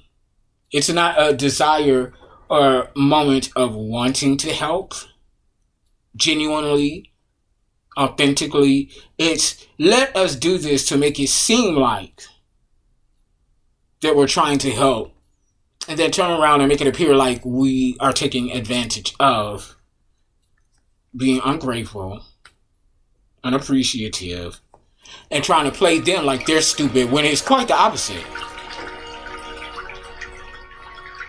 They're treating us, although they may say, well, we know you're intelligent, we know you're talented, but they don't truly feel that way. They think we're dumb, stupid, ignorant, and naive, and weak. That's the reality of what it was. Down for the okie doke. That's why someone's yoke is broken. You're going through it internally. A warfare internally. They're battling themselves. Insecure, and they're not safe from their actions. Not at all. They're not financially safe, sound, and they're irresponsible with their finances. Ain't nobody tell them to do that with our resources. All the while, we're keeping balance on a soul level. We are the messenger, the harbinger, the soul-driven advocate. Advocating for not just ourselves, but other people who are in like energies and need the help that they are being refused. If you've been trying to reach out and tell people that you're being abused, that you're being brutalized, this, that, and the other, we are encouraged to keep it down, calm down. They couldn't possibly, they wouldn't do that to you. That's what I heard my entire life. Oh, your mother wouldn't do that to you. Knowing all the while they were in on it. My Aunt Latrice, bless her heart. Your mother doesn't seem like that. She seems quite aware and knowledgeable and current on social status and all of that stuff. Okay, I never called my mom stupid or dumb. Not at that point. Sorry, not sorry. I speak truth without sugarcoating it, without pampering, soothing you. No, somebody needs that directly up front, because what's thrown at us directly and up front, we don't deserve, and we're not responsible for it. A person's level of intelligence doesn't speak to what they're actually doing. It's a front. It's a facade. But I promise you, once that door is closing, them shades are brought down, it's another type of energy and story. I grew up with people, my neighbors, asking me on the slide, do you want us to call the police? Do you need some help? I've ran away how many times? Why would I do that? Why would I constantly run away from home? Why would my direct surrounding neighbors ask me, do you want us to call the police? I'm a child. Don't ask me if I want somebody to call the police, because I still want to protect my family, regardless of what was being done to me. Why don't you just step up and call the police and help save the child? Narcissists. They stressed out now because we getting our shit. We getting our birthright and inheritance regardless of anything that they put in motion. They're in deep sorrow and regret now over trying to take us out. We got the resources. We got the money. And they don't. Generations and generations to come. That's why they want us to sit down and shut the fuck up. But see, we wouldn't have nothing to speak on and to shed light on if y'all didn't put us in that space and energy to have to do so. We sacrificed ourselves for them for so long, most of our lives. No, we're now putting ourselves first. And we're not carrying any other person's burden except our own. And accepting, that begins with first taking accountability. Whether what was done to us was wrong, we had a hand in allowing that to happen. Because we didn't want to make others uncomfortable. We didn't want our loved ones to be in trouble. We literally sacrificed ourselves for them. Shut up, sit down, okay. Betraying ourselves for another. And that does not feel good. It doesn't. Because that is what made us pussy and weak. Even when we truly weren't that, we were conditioned to be. We were traumatized. Look, King of Swords. So much law enforcement. Y'all don't have any idea, and we're still ascending. Ace of Swords and upright. You can be in hermit mode.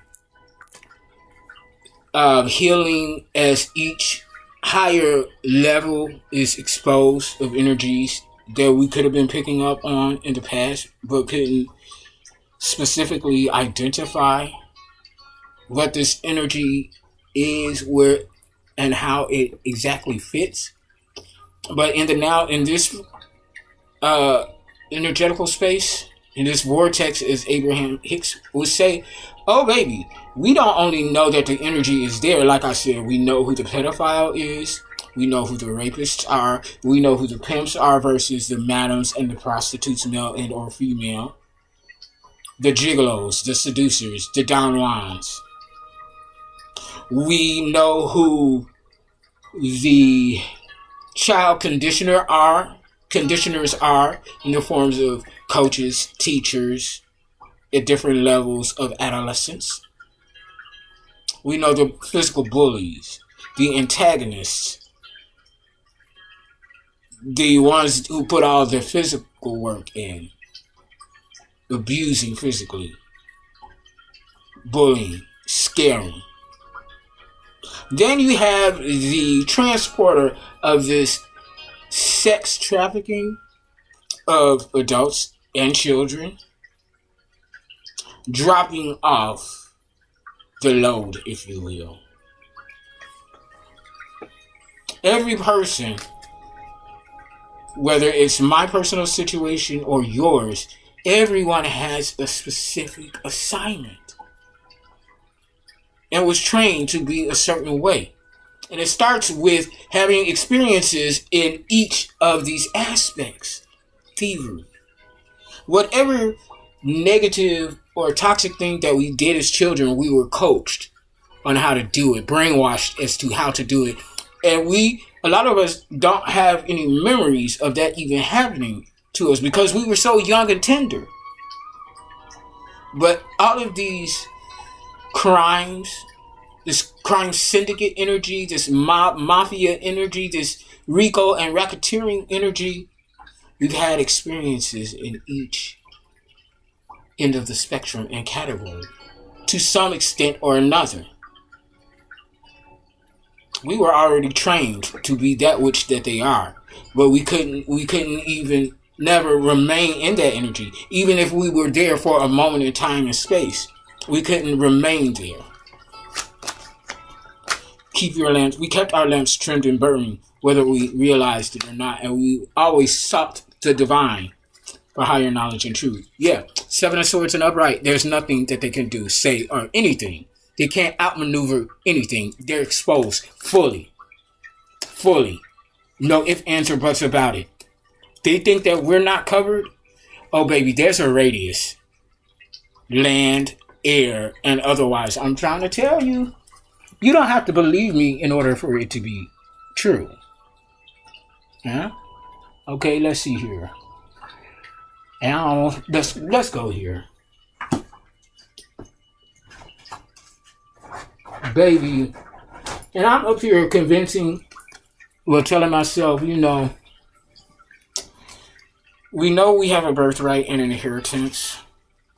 And we know that it is a significant amount. It might be $100,000 or so, or even higher, a little bit more. But as I'm starting to realize, no, it's significantly more, way more than what we can ever imagine.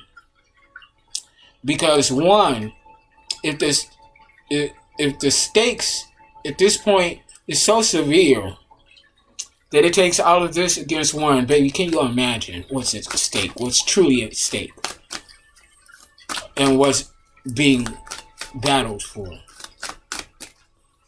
I mean, let that sink in and really think about that. And a confirmation, unmistakable confirmation that I've been waiting and asking for. Because I've been going back and forth of this energy. Holy Spirit, do I have a child somewhere out there, son or daughter, that was taken from me, that I'm not even aware that they exist, nor they about me? And if they know about me, they were told that I abandoned them, that I didn't love them, and have conditioned for some of us. This is not for everybody, Femme Masculines, Divine Divinity. For some of us, our own children were conditioned and trained to come after us, to take us out. Imagine our own child trying to murder us because they believed that we didn't want them, that we abandoned them. And for some, this has already happened. A child, whatever age, has killed their own parent, mother or father. Some are still not aware of what they've done. Others are coming into realizing what happened. And some who fully know what they did to someone who actually would have wanted them and loved them truly if they were in the know about them. And that has completely shattered these individuals who are not able to find healing and some sort of reason and purpose to move on. It has completely and utterly obliterated them. And so for some of us, our children are like comatose, literally. Physically, everything is there. It's healthy enough. But mentally, emotionally, baby, they cannot handle it. I killed someone who actually wanted me, who didn't train and teach me how to do these horrible things. Same as well for your identical twins, if that energy resonates with you. When they come into the knowing that they were trained to target you, the exact likeness physically, but yet at the same time the complete antithesis to who we are,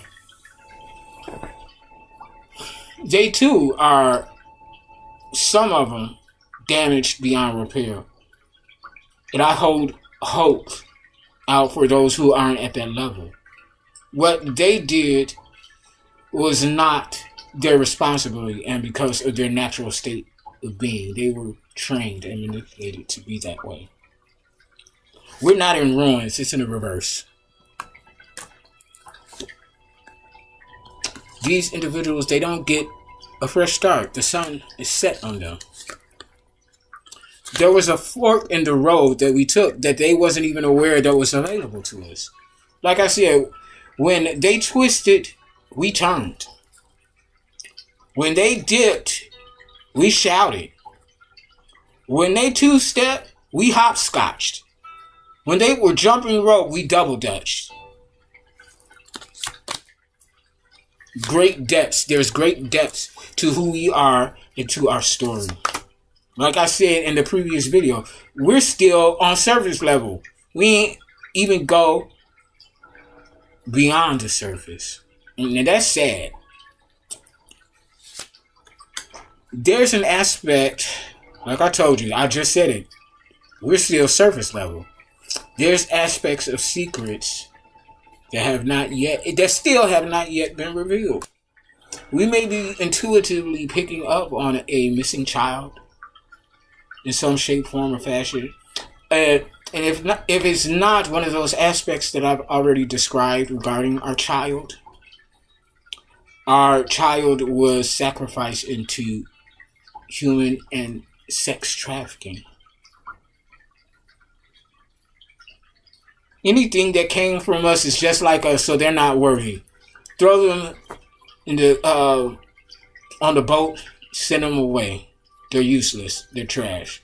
Expose them, disrespect them, and put them on camera and manipulate their likeness so that they would be so embarrassed and ashamed that they wouldn't say anything. Just like this video here. I know you all aren't going to be able to see it, but there's this file that out of nowhere shows up on my computer.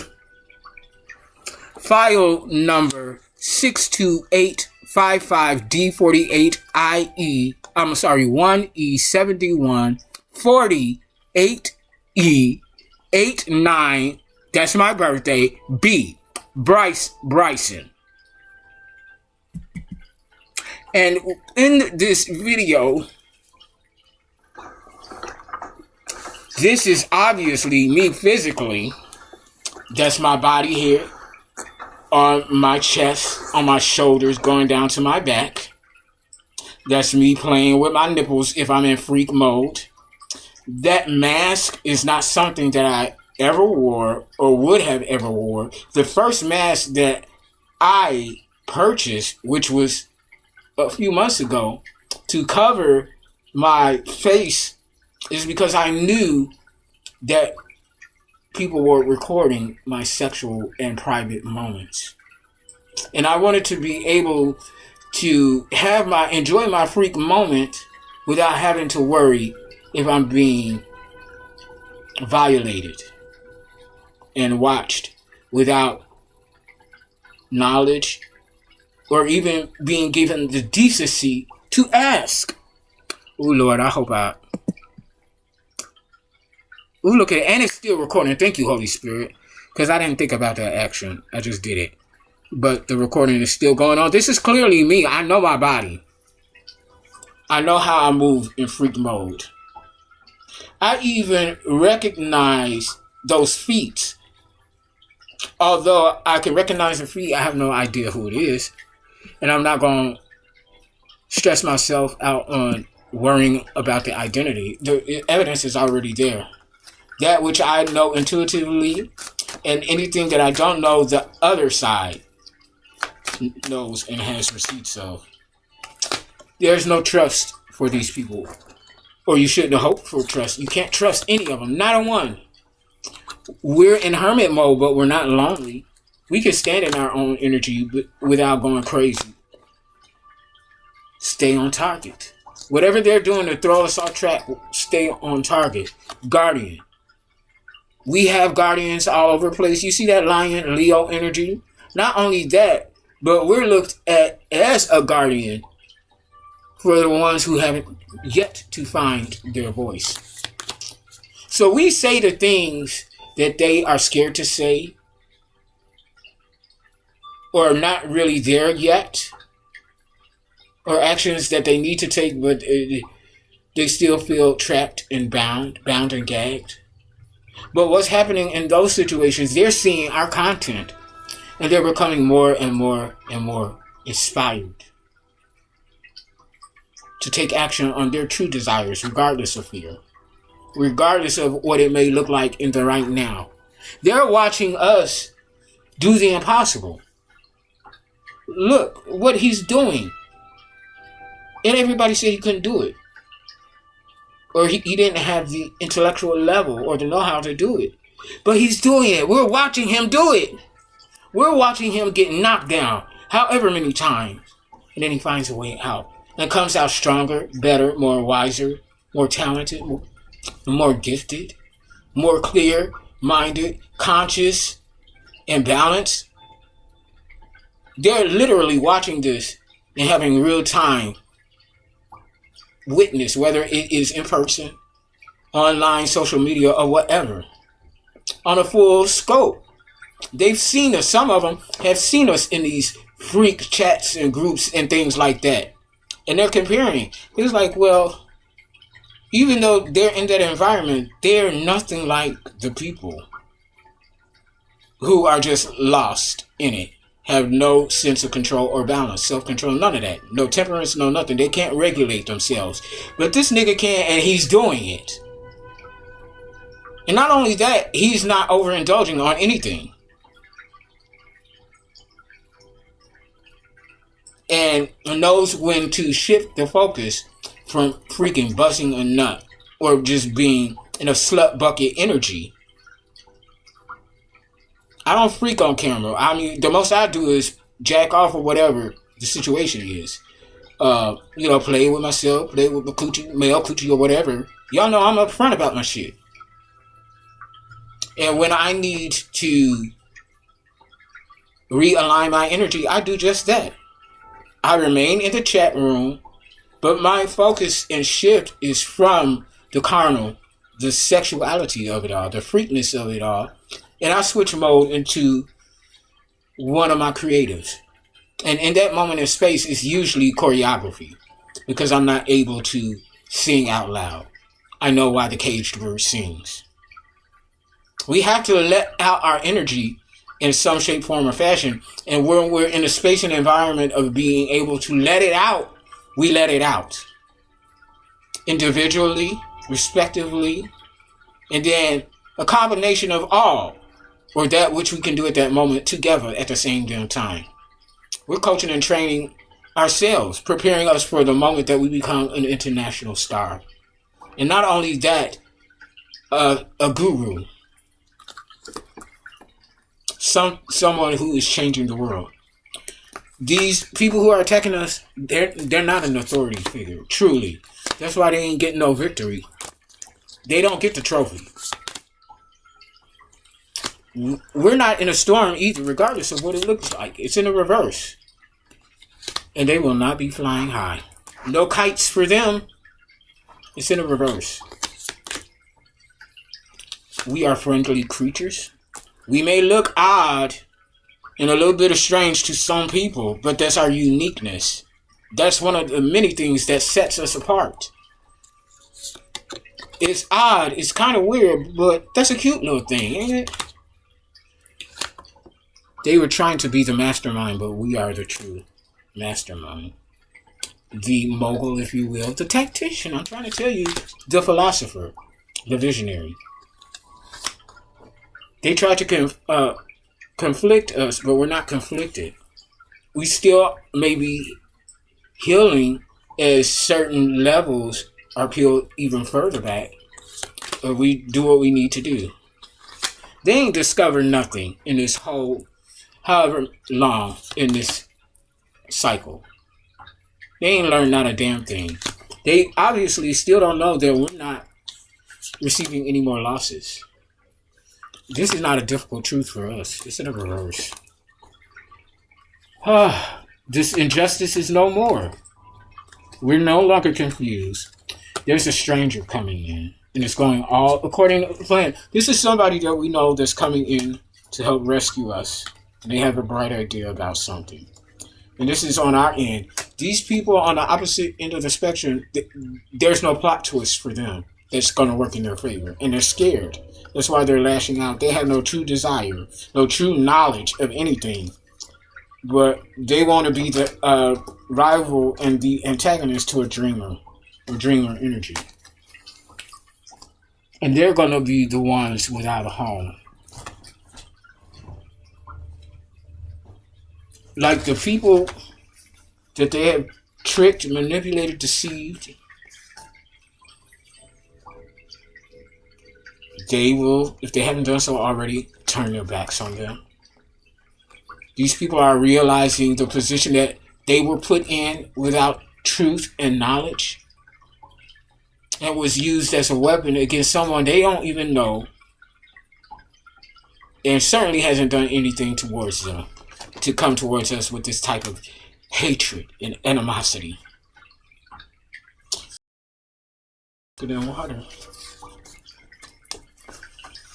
Matriarch, you are now, whether they know it or accept it or not, you are the new authority and power. You are the matriarch. You are the patriarch. And this doesn't include any of them. This is a new bloodline and lineage that we're establishing. Somebody needs an exorcist, or that's another aspect of our gifts. We are the exorcist. No weapon formed shall prosper. Cash money does not rule everything around us. Cream, it's in the reverse. We're more than that. In the reverse, it says, I did terrible things to you. I'm sorry. They're absolutely not. It's a front. They're trying to get in good where they don't belong. Yeah, they're getting ousted out. Get out. Eviction notice. They telling us to get up and move. No. That's for you. That energy is for you. Because you wear silk stockings. This is giving me a drag queen energy, not transgendered. This is a difference. Someone who dresses up as a woman to disguise themselves so that they can stalk you, appearing to be something that they're not. It's a disguise, a mask. And that's why somebody's coochie is stinking, smelling like crawdads. Okay? Spoiled rotten fish, spoiled tartar sauce, secretions and body fluids all over the place that cannot be removed even after being washed. There is still a stain, evidence of rottenness, of rotting from the inside out, discharge. And we still have found a way to be of compassion, and they still don't appreciate. And the things that we're saying right now, even at this point, we're not sugarcoating. But again, I said this earlier, as high priestesses, seers, prophets, intuitives, psychics, whatever you want to call it, oracle, it's all the same thing. Regardless of the label or recognition of, we don't always reveal everything that we know. Not because we're sugarcoating, but it's not the proper time to bring it out in the open. They ain't got no milk, no honey, ain't nothing sweet nor sustaining. They could have been telling people our meat is whack, but the truth of the matter is their meat is whack. Take it back. Knick-knack, paddywhack, that dog does not get a bone. I told you, they're not a tactician. It's in the reverse. We're beautiful souls at the end of the day, and it can be proven. These people don't get messages from beyond the grave. We do, though. That's why they have to contact deities and entities. We don't have to do that for them to do the work. We're the ones who are actually on the front line. Front and center. And whatever assistance we need, we simply call on them. Guide me, support me. Whoever our spirit guides are from each aspect. Y'all got all these physical people, all of these different spectrums. We got deities, entities. We could even now be in the energy of ourselves being a deity. And that's a very rare energy. It's not going to be for everyone. A select few. We have now ascended into us being the newest, latest deity. A gatekeeper, if you will. So, current and in standard time, anything that wants to take action or anything like that, it has to go through us first. Karma. Y'all know I've said this many times before. I'm literally walking karma. I am the gatekeeper. When I call justice, judgment, and adjudication, there's action being taken behind it. And you just better hope and believe that I haven't already called justice, judgment, and adjudication, which I have several times over. That's why each faction is coming down. And you might have to do that over and over again to make sure that each target is hit. We're not karmic, femme or masculine. The entire group is going down. What did I just say? The entire group. Not a certain group or a certain faction. Everybody associated with this fuck shit. Everybody. It cannot be stopped. It can no longer be delayed. Because the choice that we needed to make took us out of that cycle. We were almost right back in there. Oh, no. Okay. It's absolutely no one. No one. Accept it. Move along. Because our true tribe is out there waiting for us. But we can't truly connect with them. We might have to, on certain levels, intuitively, emotionally, empathically, telepathically, channeling. But we cannot yet come into proximity, excuse me, Holy Spirit, because there are still people in our environment, energetically or not. They could be energetically out of our core, our energy, and they keep trying to get back in, but we ain't letting them back in. They could be right in front of our face. We have severed ties and cut cords. There's no coming back from that. And that's what we do as intuitive psychic investigators. Like an undercover agent, but for the divine. We've been trained to do this our entire lives. Stay in uncomfortable situations. Because we want to belong. But this time now is different. We're actually doing a job here. Divinely. And the more and more we grew into our power, at first we may not even have realized it, what we were doing. But slowly, we started realizing, hey, this sounds like me. Hey, what's going on here? You're solving your own, or helping to solve your own crime, and you don't even know it. Those who are in the right frequency and energy of being able to genuinely and honestly say so. You're a part of the team. You're a part of the council, if you will. This is that core group that has to have representation or a leader of each faction, just like they have, but on a healing light energy. You have your medical, you have your enforcement, you have your whatever it is, both sides or both energies that represents all aspects of that core. Physicality, or from a physical standpoint, balance and practicality, and that which cannot be described, but there's somehow a knowing. The High Priestess in the reverse, someone who's doing other spell work, manipulation, causing illusions, creating illusions.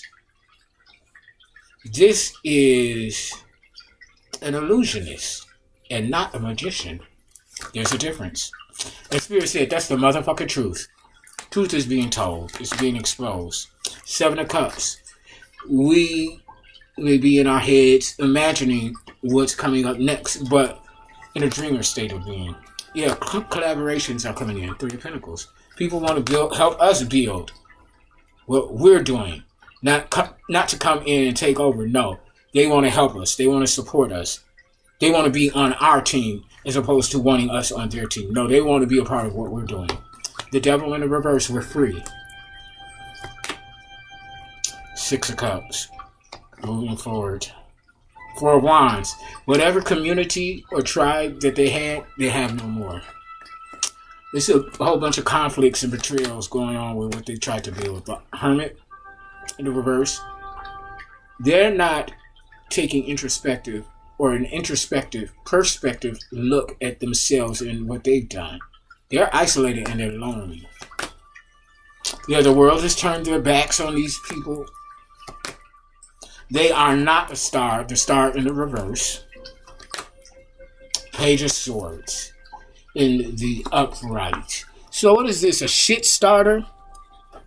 Causing conflict with this Page of Swords, curiosity. Okay, curiosity, mental restlessness, and mental anguish. This is somebody on the brink of complete and total mental breakdown.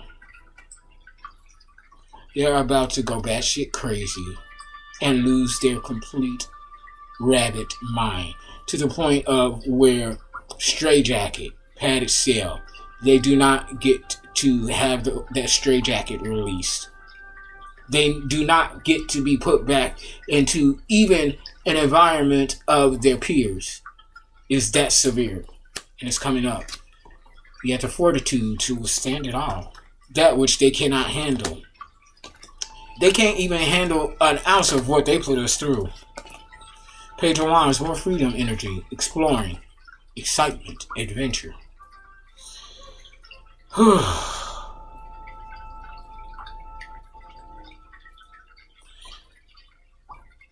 Five of Pentacles need poverty.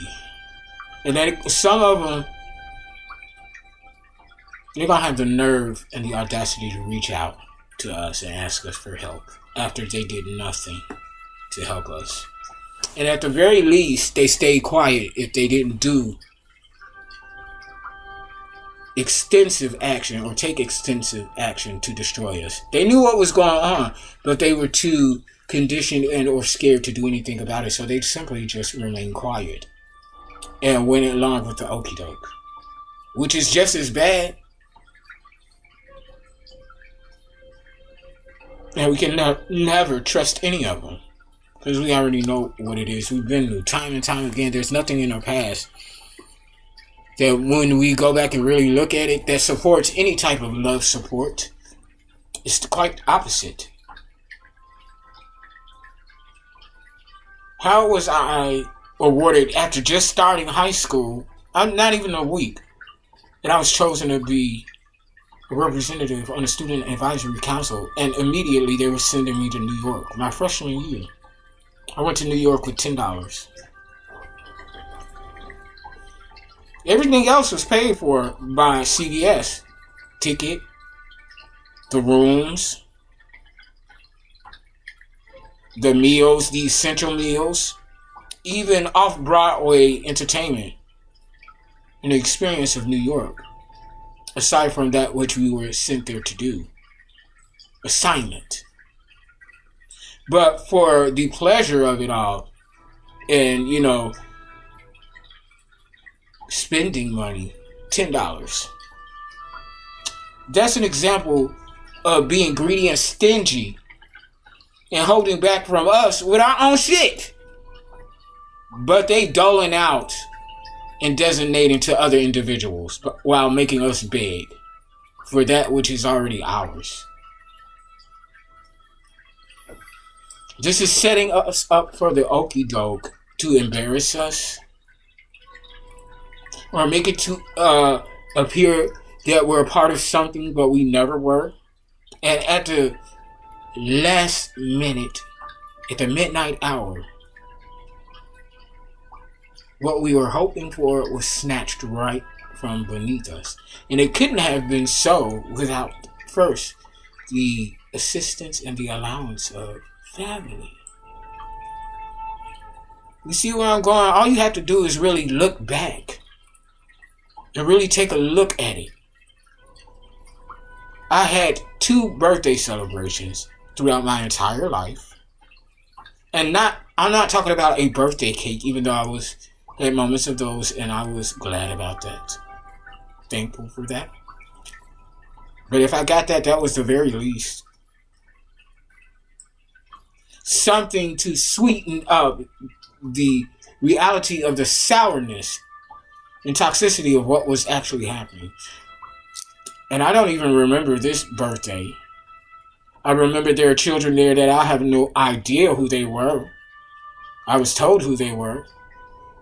But I think I was maybe the same age as my nephew is now. Back then, there was a picture of me having a Michael Jackson cake. and me blowing out my candles. It was that. None after that until I turned 21. My father was supposed to bring me my first bottle of spumante. My quote-unquote father never showed up as usual. All of my friends, including my bestie Yinka Francois, bitch, didn't even show up. And for the life of me, I couldn't understand, why is my best friend not here to celebrate me?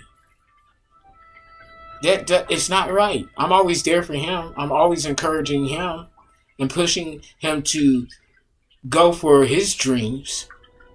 He would always show up for the people who he thought were sexy and so a baddie, who had the look, the fashion, the popularity. And he supported those. He went to act productions, this, that, and the other. But when it's my 21st, you don't even show up. Because no one was going to be there that was going to actually benefit them in some shape, form, or fashion. And even though that never sat right with me, I still did not want to believe that my best friend was not only for me, but the complete opposite. He was working against me the entire time, the moment that we met. And if it didn't start out like that, once he got a sample of my energy, oh no, we can't have that. I look better than this motherfucker. Physically, I got fashion. My body is that. It's tight, formed. This is a chubby nigga. Because I had weight issues back then. I developed a form of bulimia. I was literally overeating, overindulging in food as a form of avoidance, coping, and dealing. And like I've always said, if I was going to be addicted to anything, it's not going to be a substance or anything like that. It's going to be to food. That if I was an addict, that would be my addiction right there. Because that was, again, a coping mechanism to me. And the way that my bulimia used to work back then is I would overeat drastically to provide some semblance of relief, of some way to deal with what I was going through, because the suicide attempts weren't working. The overdosing on pills, the slitting my wrist. The mark is still there to this day. Vertical, up and down. I literally tried to successfully take myself up out of here. In the time that I was rushed to the hospital, my mama said, "You doing this on purpose. You just want some attention." Really? That's what you have to say. So be it. So be it. So, surviving all of that, betrayal after betrayal after betrayal, loss after loss after loss, sabotage after sabotage after sabotage. My papa is here, 217. He's right here. That's his area code in Springfield, baby. My ancestors, my angels, my protectors, my deities and entities, both in the ethers and the underworld, because yes, the underworld fucks with me. And if they're really not on my team like that, they know better. Because I represent my type of energy and the people who are in this frequency. We represent the integration of both sets of energies, because we can't possibly have one with without the other. In order for the light to exist, there has to be a shadow. In order for the masculine to exist, there has to be a feminine. Any imbalance in either direction, high vibrational or not, it's not going to work the way it's supposed to or was intended to. It's when you can successfully, appropriately, and properly get into one energy and the other without it becoming too much, or becoming egoic or dominant to want to control others. Whatever form of aspect is to find further balance, clarity, illumination, enlightenment, and truth. To show and create, to create and show people that there's other options. If what other option is available to you at that time, or is being told that is available to you, there's more than one way out. Just as there are several ways in, there's just as many ways, if not more, to get out of it. You gotta first do the work, trust in the knowing of, and surrendering to the process. Is it easy? Hell to the motherfucking no. Because even when I came into my divinity, I was still doing the opposite of what I was learning to do better than. I just wasn't in the full trusting of it. But as I grew and I became more and more aware, baby, I would take off at any given time a moment. Come here, go there. Okay, boom, bam. You're wanted for the role. Come to LA, come to Hollywood. Okay, boom, get up. There may have been some obstacles, seemingly, but we went. Any situation that we're led into, or if we're not really fully listening and paying attention, we're going to be thrown into it. Because our destiny is unequivocal. Not even us can stop it. When we're destined to do something, especially as a chosen one, the frontline warriors of the divine, there's nothing, we can't even stop it. We could delay it, and if we're delaying it out of fear or whatever else, baby, that's when we're pushed into action and momentum. And we're forced to be in an environment to learn how to collect evidence and learning how to handle the spell work, the energy manipulation, the telepathic interference. We had to learn that by going through it. And at first it started off as us feeling like we're losing our mind, we're going batshit crazy. In complete and utter fear and an energy of being petrified and traumatized, being aware of the energy and what they're trying to do, but having no idea how to cope with it or what to do about it. I remember certain situations in certain environments, things would be heading towards one way, and then all of a sudden this devil energy hits, and then it's like the language that the contender was originally speaking from, it wasn't that language any longer. It was a completely unknown tongue to me. Clearly they were speaking a demonic language, and it scared the shit out of me. Like literally, I can see the reflection of their physicality, a shapeshift or shapeshifter, a skinwalker, if you will, from another aspect, to shifting from that which was presented to their true likeness and nature. And baby, let me tell you, when that occurred, talk about fear and just like being petrified. I'm like, oh my God, I know I'm bearing witness to this. I know I'm not crazy, but I feel like I'm losing my mind. But somehow there's a knowing. See, people talk, especially in the church or whatever sect, S-E-C-T, section or sector, they speak of spiritual warfare, but they make it seem, although challenging, they sugarcoat it. People who are not, they may be actively involved in spiritual warfare, but they're not aware that that's what they're dealing with. So they are not even paying attention to other synchronizations, intuitive promptings, empathic promptings, and hits down, what we call downloads, and the integration of those to integrate and process the interpretation of these downloads. They're not even nowhere near that knowledge and wisdom of what's going on. We had to put in situations and be made aware with our innate gifts and talents to be able to pick up on what's going on, the energy of, even if we don't have no clue what the energy that we're intercepting and channeling means. We had to learn and grow into that by the situations that we went into, knowingly, unknowingly, or were thrust into because we were being hard-headed. We wanted to be obedient, but we were scared. So we were placed out on Skid Row, homeless.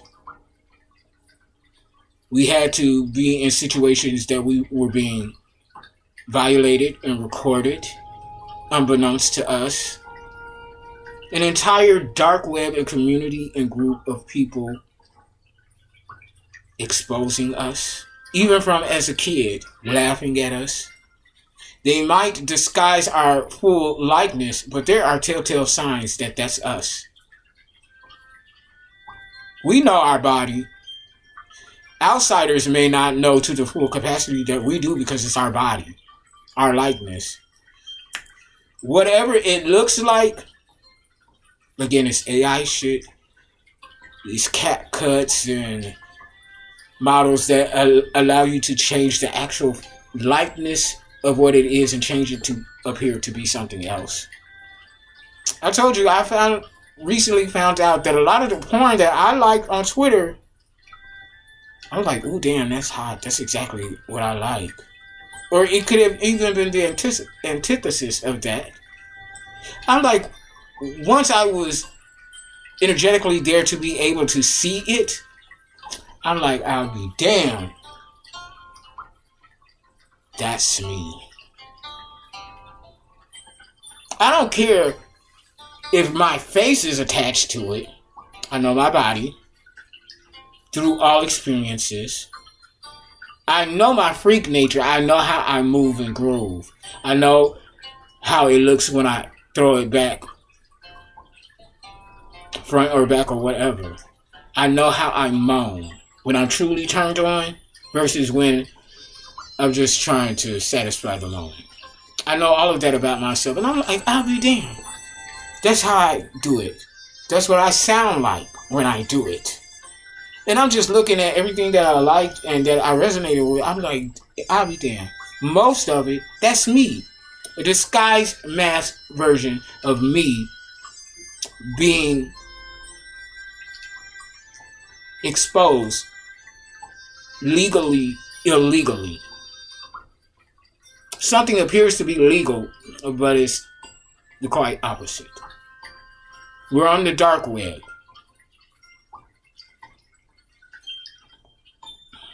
So there's levels to this thing. I'm trying to tell you.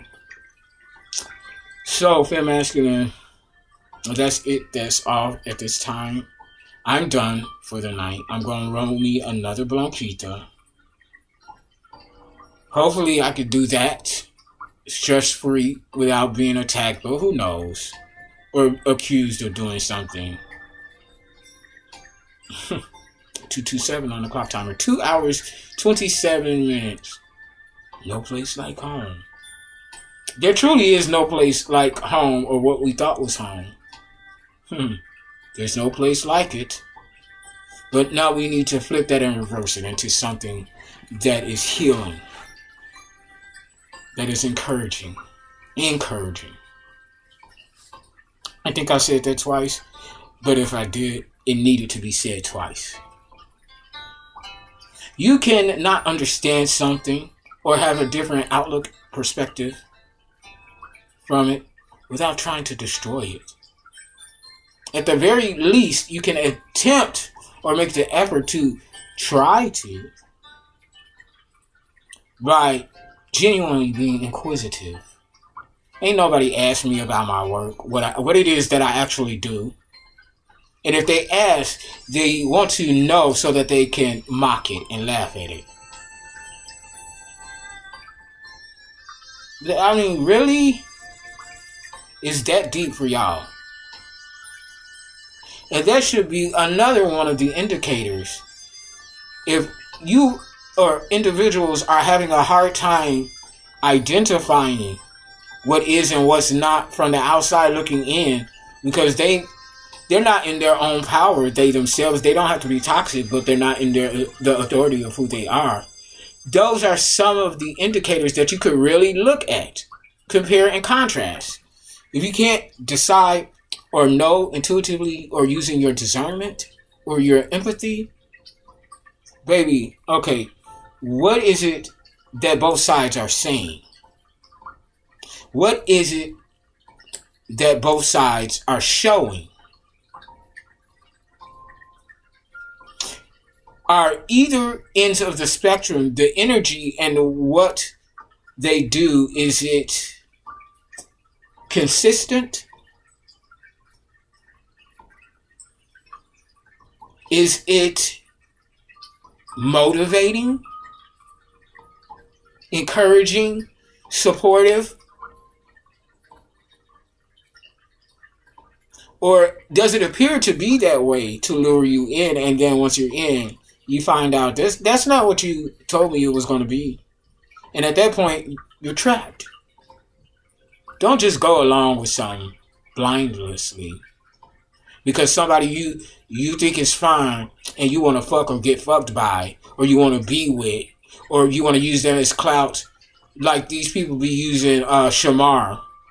They use him as clout, and he lets them do it. I've seen Shamar around several times during my tenure in Atlanta, my 11, almost 12 years in Atlanta. Don't allow yourself to be used as sacrifice and the object of jokes, and they elevating, and you seemingly, and when they get to a certain level, they leave you out in the cold.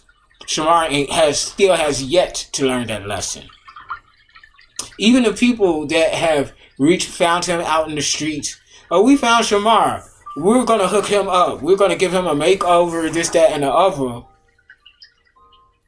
But it's to benefit from that clout. Well, we're helping out Shamar, a well-known Atlanta figure, giving him a makeover, making him feel good, cleaning him all over the place, teeth, mouth, putting him under that tanner, this, that, and the other, doing his nails, manicure, pedicure.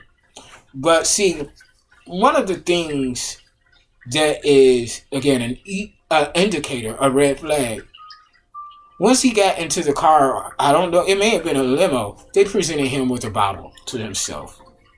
So they actually, while they were showing the good things that they, seemingly good things that they were doing, they also showed him knocked out, comatose, mouth wide open. If your intentions were true, why would you show him in that state? He is completely unconscious and unaware. And I know why they showed that part with his mouth wide open. They wanted everybody to see his mouth and all of that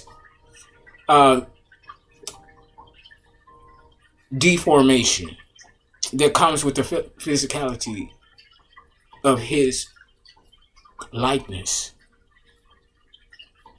People may target him from it, but that's one of the things that makes him unmistakable. When you see him, when you see Shamar, you see Shamar. You may point and laugh and make all these jokes, but you see him. That's unmistakable. Does everybody see you, whether they like it or not? No. That's why you have to use people like Shamar, so that you can build off of their clout. I wouldn't say that Shamar is a chosen one, but he definitely has a gift that he is, and a purpose that he is not even aware of. He is so desperate and thirsty for love, to be accepted, to be included, that he's willing to allow himself in environments and situations where at some core level he knows that he's being used, but he's willing to accept it because it's some form, shape, form, or fashion of what he truly desires. And I know exactly how that feels. We're willing to tolerate and put up with anything because we want to feel like a part of something. We want to feel like we belong somewhere. We're a part of something. And I've said this recently, and I stand on this. If I knew the reality of who my family was to some certain extent, and I was really brought into the know and not deceived or manipulated into it, I would have played my role willingly, because this is my family. This is where I come from. Capo Binks Cartel. A literal brotherhood that was a cartel. Figuratively from my perspective at the time, but oh, how unaware that I was that it was not figuratively, it was literally. And I've always had this hidden desire to be part of a mafia, or part of the mob, or related to the mob. Little did I know. Because this was the era of General Hospital and Sonny Corinthos. Yeah. I would willingly, what's the word I want to say, spirit, involve myself, again, willing to play the role for my family because I thought and believed they loved me. And I would support the cause, using my gifts and talents to serve the family collective. There was one point in time that I would have been, sure, let's do it. Let's get into it. Let's throw our backs into it.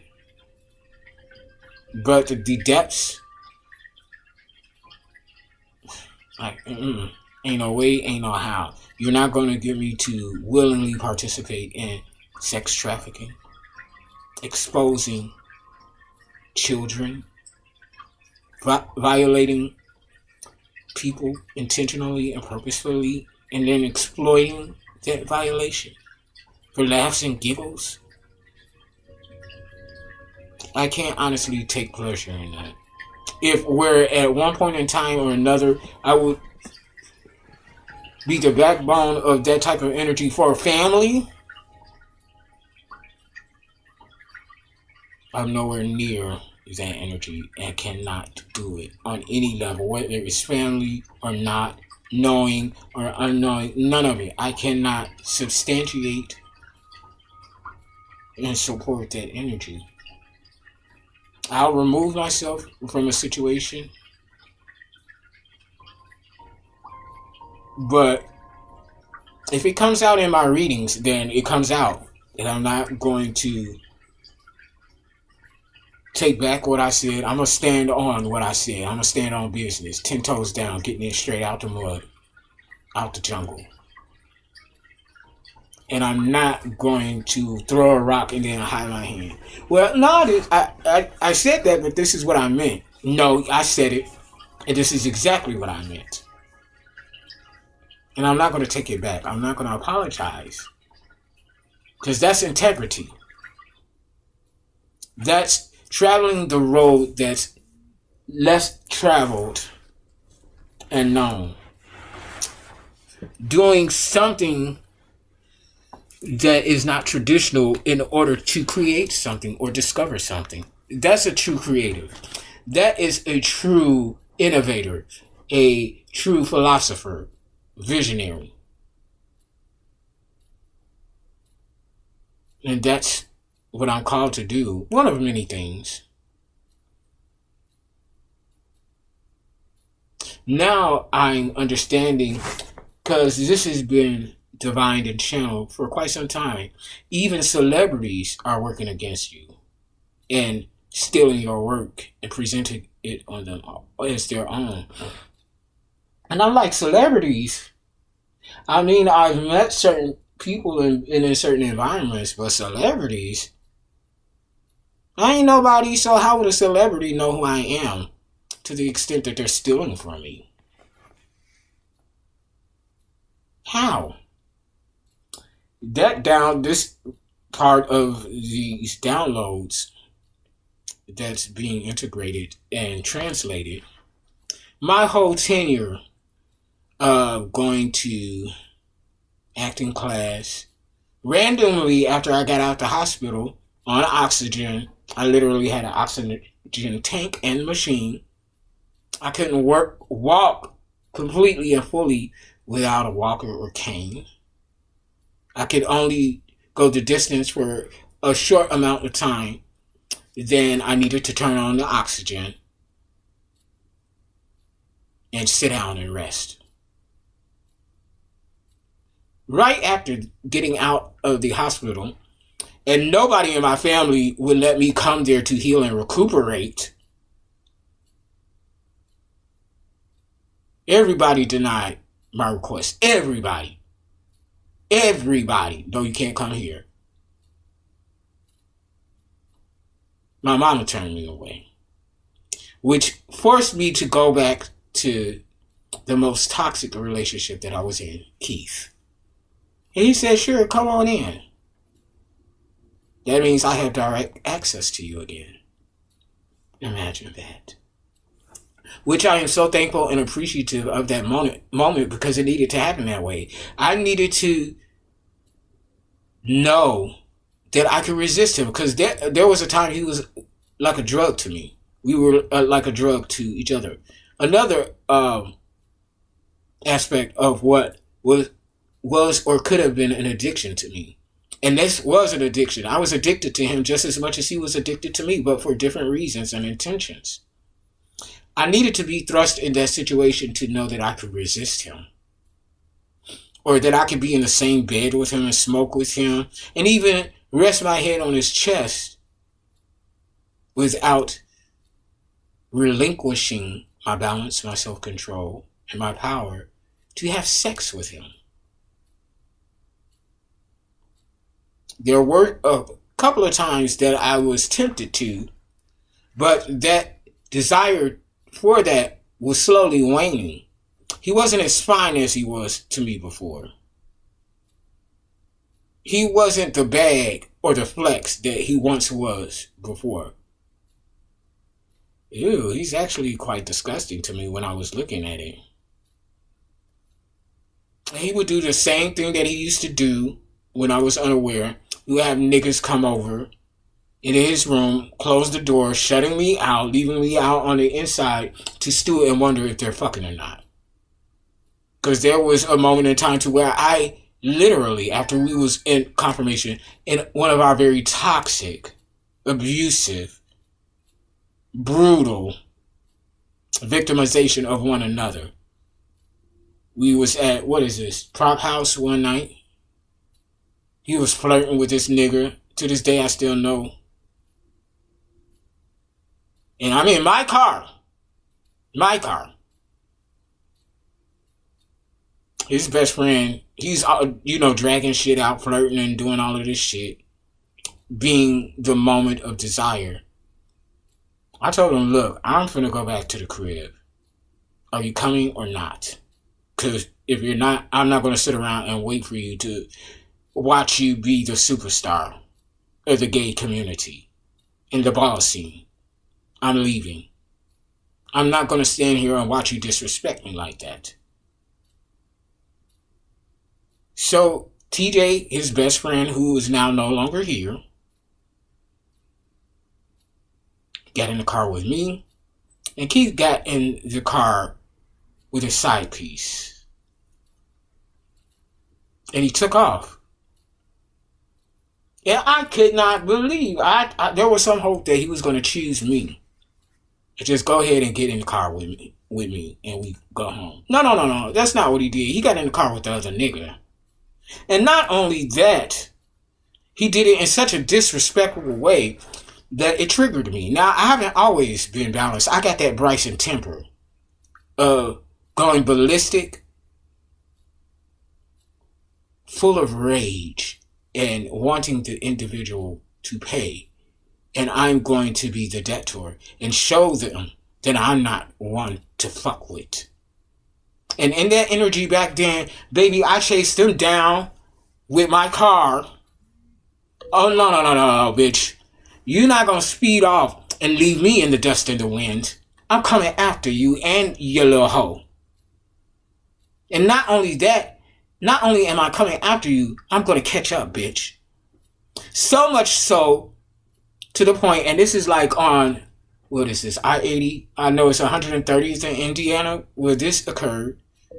Confirmation. Thank you, Holy Spirit.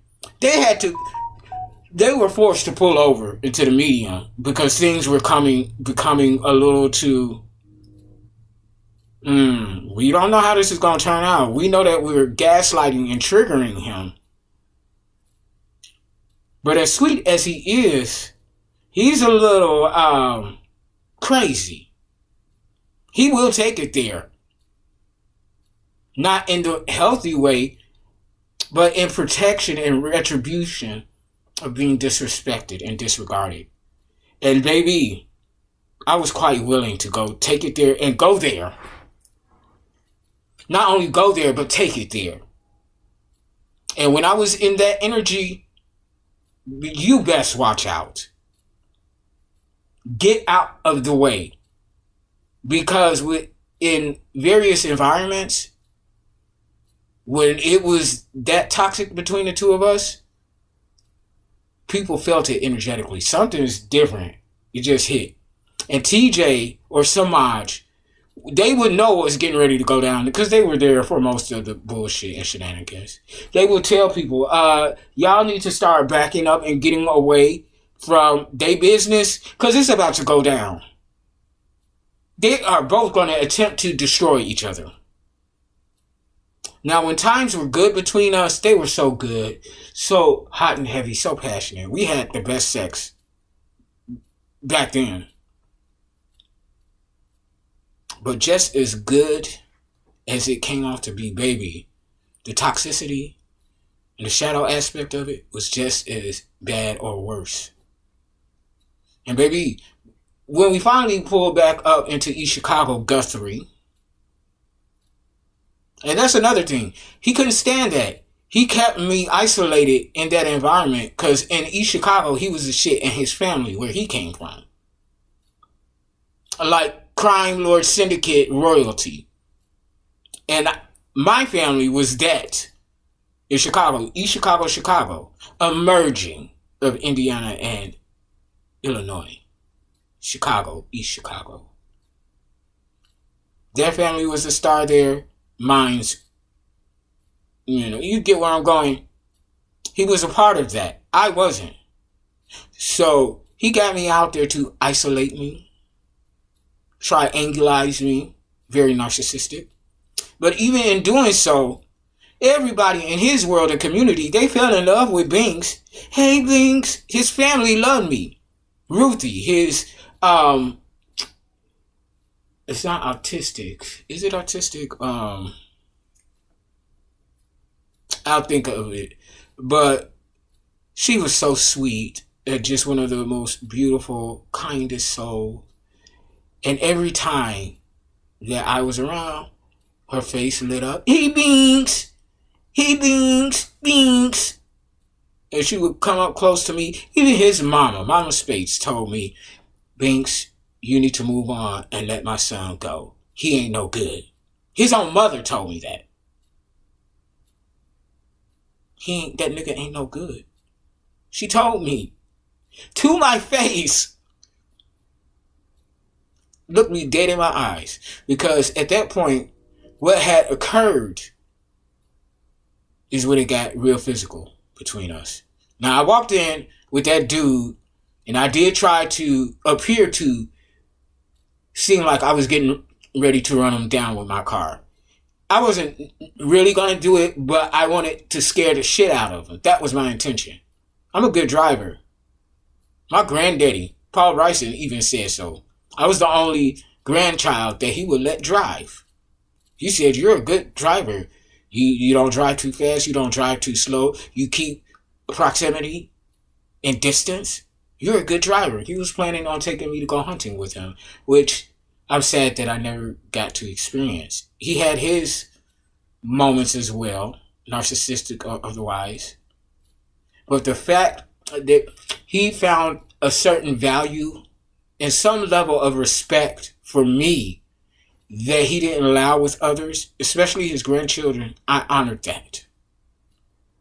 And the fact that he wanted to take his gay grandson hunting with him, even though that's not my thing, but just the experience, that I would be able to say, I did this with my granddaddy. And to find out that even though he didn't always show it, he showed quite the opposite of it sometimes. He really did love me. He just didn't understand me and my sexuality. He was nowhere near perfect. But he had some sort of acknowledgement and recognition of who I was. And I can honestly say he didn't want me, even though, again, he had his contrasting moments that define narcissism and abuse. He was worried and concerned that others would be able to take advantage of that in me. He was worried about the pastors at the church being one of those twisted Catholic preachers violating children. He was so worried about that with the leadership at the church pathway and with my own papa because of his sexuality and energy. He thought that he was sexually abusing me, and he was willing to protect me. When I was robbed on my birthday at gunpoint to my head, he immediately took action to protect me. I have memories of I'll say assault, because I can't say abuse, even though to some aspect it was assault, because he didn't know anything else. He didn't have an example, but he was still trying to carve out his own identity and find his own path from where he originated from. The origin of our last name, Bryson, is actually Bryson. When he came from Mississippi to Chicago and created a new life for him, he changed the spelling of our original last name from Bryson, separating him and his bloodline and lineage from that which he originated from, and it now was Brison.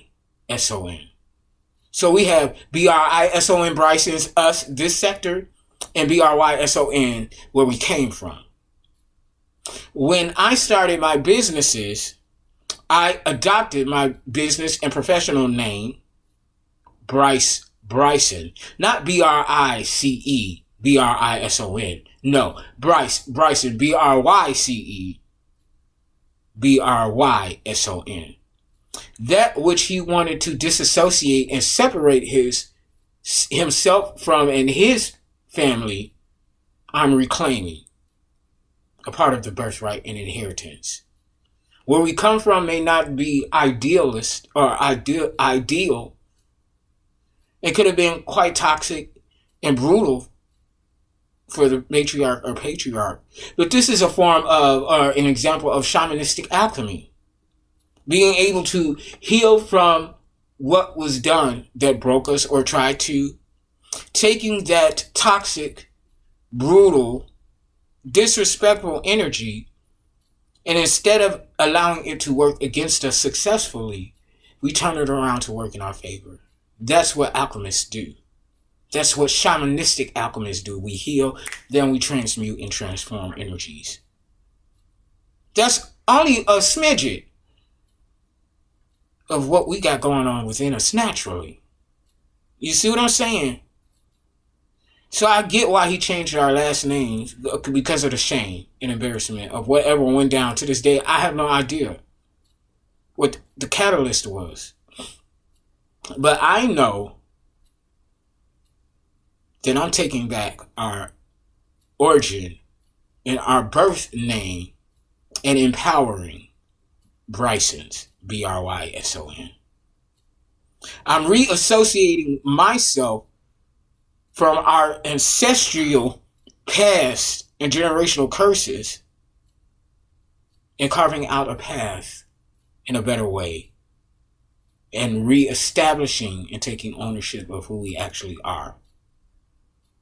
Defining yet again a separate and new bloodline and lineage, but transforming that which was and will never be again. So I was thrown into the fire to come out as pure gold. Coal has to go through the fire and the intensity level in order to be transformed into a diamond.